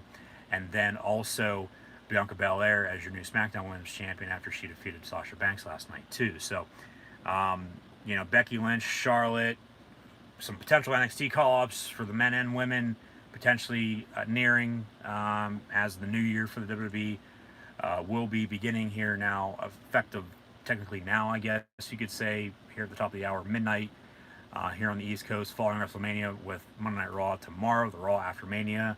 You know, one of the best Manias of the year as of late. The past few years, it's sort of died down. I mean, there's a few different challengers as well for Sheamus, maybe Damian Priest, you know, Jeff Hardy, to name a few. I don't know. Miz, John Morrison in that category too. Hopefully they turn on one another, and you know, we finally get a feud with those two. You know, Braun Strowman with Bobby Lashley, WWE Championship feud potentially next month. Now at Backlash, it'll be May the 16th. Just keep an eye out for more live reactions, play then. AJ Styles is a tag team champion, so until they get the tag team titles off of him, he's going to be tied up there. But overall, I mean, WrestleMania 37 did deliver, I thought. Cesaro is probably going to be ahead of Kevin Owens. It's going to be Cesaro and Kevin Owens for Apollo Crews' Intercontinental Championship, I bet now. Rollins could be, or even Edge, or excuse me, not Edge. Daniel Bryan could be a suitor for Apollo Crews' Intercontinental title. But we'll probably get some rematches as we always do. Just keep an eye out for all those, of course. So yeah, Reigns, Edge, you know, Reigns, Daniel Bryan, but Seth Rollins could be a option for, along with Kevin Owens, for Reigns' Universal title too. So it'll be interesting, as it always is, to, you know, see where they're gonna go. Big E just dropped the IC title though, so maybe Big E and Reigns, maybe that's the direction they're gonna go. Big E seems to be over in that category, so maybe they push him to the sky. Just naming off a few wrestlers here, of course, that competed on the card. Of course, there were a few that couldn't. Actually, they could, but they weren't put on the card. They were on the SmackDown Mania. So maybe King Corbin. I mean, Jey Uso just won the Under the Giant Memorial Battle Royal, so maybe they'll say, oh, since he won that, he gets a championship opportunity, and then it'll be Reigns and Uso for the Universal title on SmackDown or something like that. Trying to think of a few others. Hopefully Aleister Black and Keith Lee are going to be returning, you know, sometime soon. You know, like I said, too, call-ups from NXT, whether you're going to actually consider them call-ups or not, okay, we'll see, you know, when it does happen, if it does. Yeah, both main event champions, and Bobby Lashley and Roman Reigns are still your champions. They both retain. Lashley defeating Drew McIntyre and Reigns defeating Edge and Daniel Bryan. Still have the same women's tag team champions. New women's tag team we still have the same women's tag team champions, excuse me. New main event single women's champions, though, with Bianca and Rhea. And then new mid-card champions as well, with Sheamus and Apollo Crews. However, in just the regular singles matches that we got this weekend too, steel cage with Strowman and McMahon, Braun won that. Cesaro beat Rollins. And these are, of course, non-title. Kevin Owens beat Sami Zayn and the Fiend. Bray Wyatt and Randy Orton kicked off this evening. And if they're going to continue that, yes, okay, I'm fine with that. I was just shocked that Orton did actually pick up the win. And grudge match was the term I was looking for earlier for the third and final matchup. So, okay, go back to TLC. Orton beat Bray in the Firefly Inferno match. Bray wasn't seen until just a few weeks ago at Fastlane, emerging from the depths of hell, as he was burnt alive right before Christmas. Alexis Orr turned on him, though, tonight. So we'll see, where they go with that story. But to me, it seems like they're going to continue it. They're going to play it out, and then eventually Bray's going to beat Orton. Hell, if they have it drag out all summer long, fine by me. I could care, but I could care less. Because I'd be into watching that, any given Sunday, any day of the week. Because like I said earlier, and, recently, over the past weeks and months, that, in my opinion, at least a personal opinion, that this Fiend Bray Wyatt, Randy Orton feud that they have going on is the best that they put on in quite a while, I've thought. And then the best match of the weekend, finished at least, it was Reigns, Edge, and Daniel Bryan for the Universal title. So one final quick rundown here before we sign off. WrestleMania 37 results, as they were once again back in business with live fans in Tampa Bay. However, back to the WWE Thunderdome tomorrow with Monday Night Raw after Mania. Hopefully tune in for more live reactions, play then. Be sure to subscribe if you haven't done so as well. Bobby Lashley defeated Drew McIntyre. Lashley, the Almighty One, is still your WWE Champion. The women's tag team turmoil match was won by Natalya and Tamina. They then lost to Nia Jax and Shayna Baszler earlier tonight, as Nia and Shayna are still your WWE Women's Tag Team Champions. AJ Styles and Almost defeated the New Day to become your new WWE Monday Night Raw Tag Team Champions. As mentioned on SmackDown Mania, the Dirty Dogs, Rude and Ziggler, still your SmackDown Tag Team Champs on the Blue brand as well. Strowman defeated Shane McMahon in the Stupid Steel Cage match. Bad Bunny and Damian Priest picked the win over The Miz and John Morrison, as expected. Hopefully we'll get The Miz turning on John Morrison, or John Morrison turning on The Miz. I've been wanting this for I don't know how long now. I've been calling for it, saying it, however I'm going to put it. Hopefully it happens. We'll find out at the earliest tomorrow.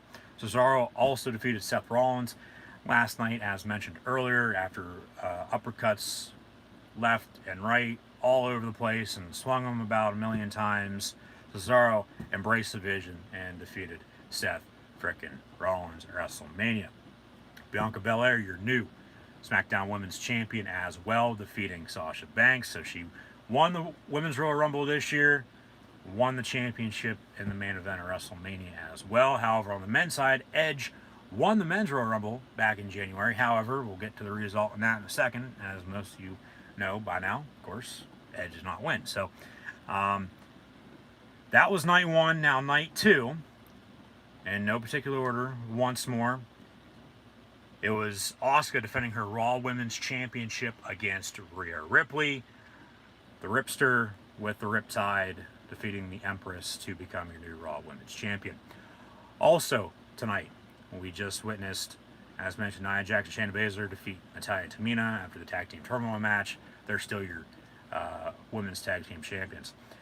Two new mid-card champs with Sheamus and Apollo Crews. Sheamus defeating Matt Riddle, become United States Champion. Apollo Crews defeating Big E to become your new Intercontinental Champion. Kevin Owens defeated Sami Zayn. Kevin Owens defeated Sami Zayn at WrestleMania. Congratulations, the prize fighter. He also stunned Logan Paul and put him in his place post-match as well. And then, as mentioned, surprisingly, Randy Orton defeated the Fiend, but it seems to me the story is going to be continuing. So, all for it there. And then in the main event that wrapped up just moments ago, it was for the Universal Championship. It was a triple threat match with the current and still Universal Champion, Big Dog, Tribal Chief, head of the table that we all have to acknowledge in Roman Reigns, as he defeated this year's Men's Royal Rumble match winner in Edge, and the Yes Man himself and Daniel Bryan, who was inserted in the match just recently over the past few weeks. It was Reigns, Edge, and Daniel Bryan.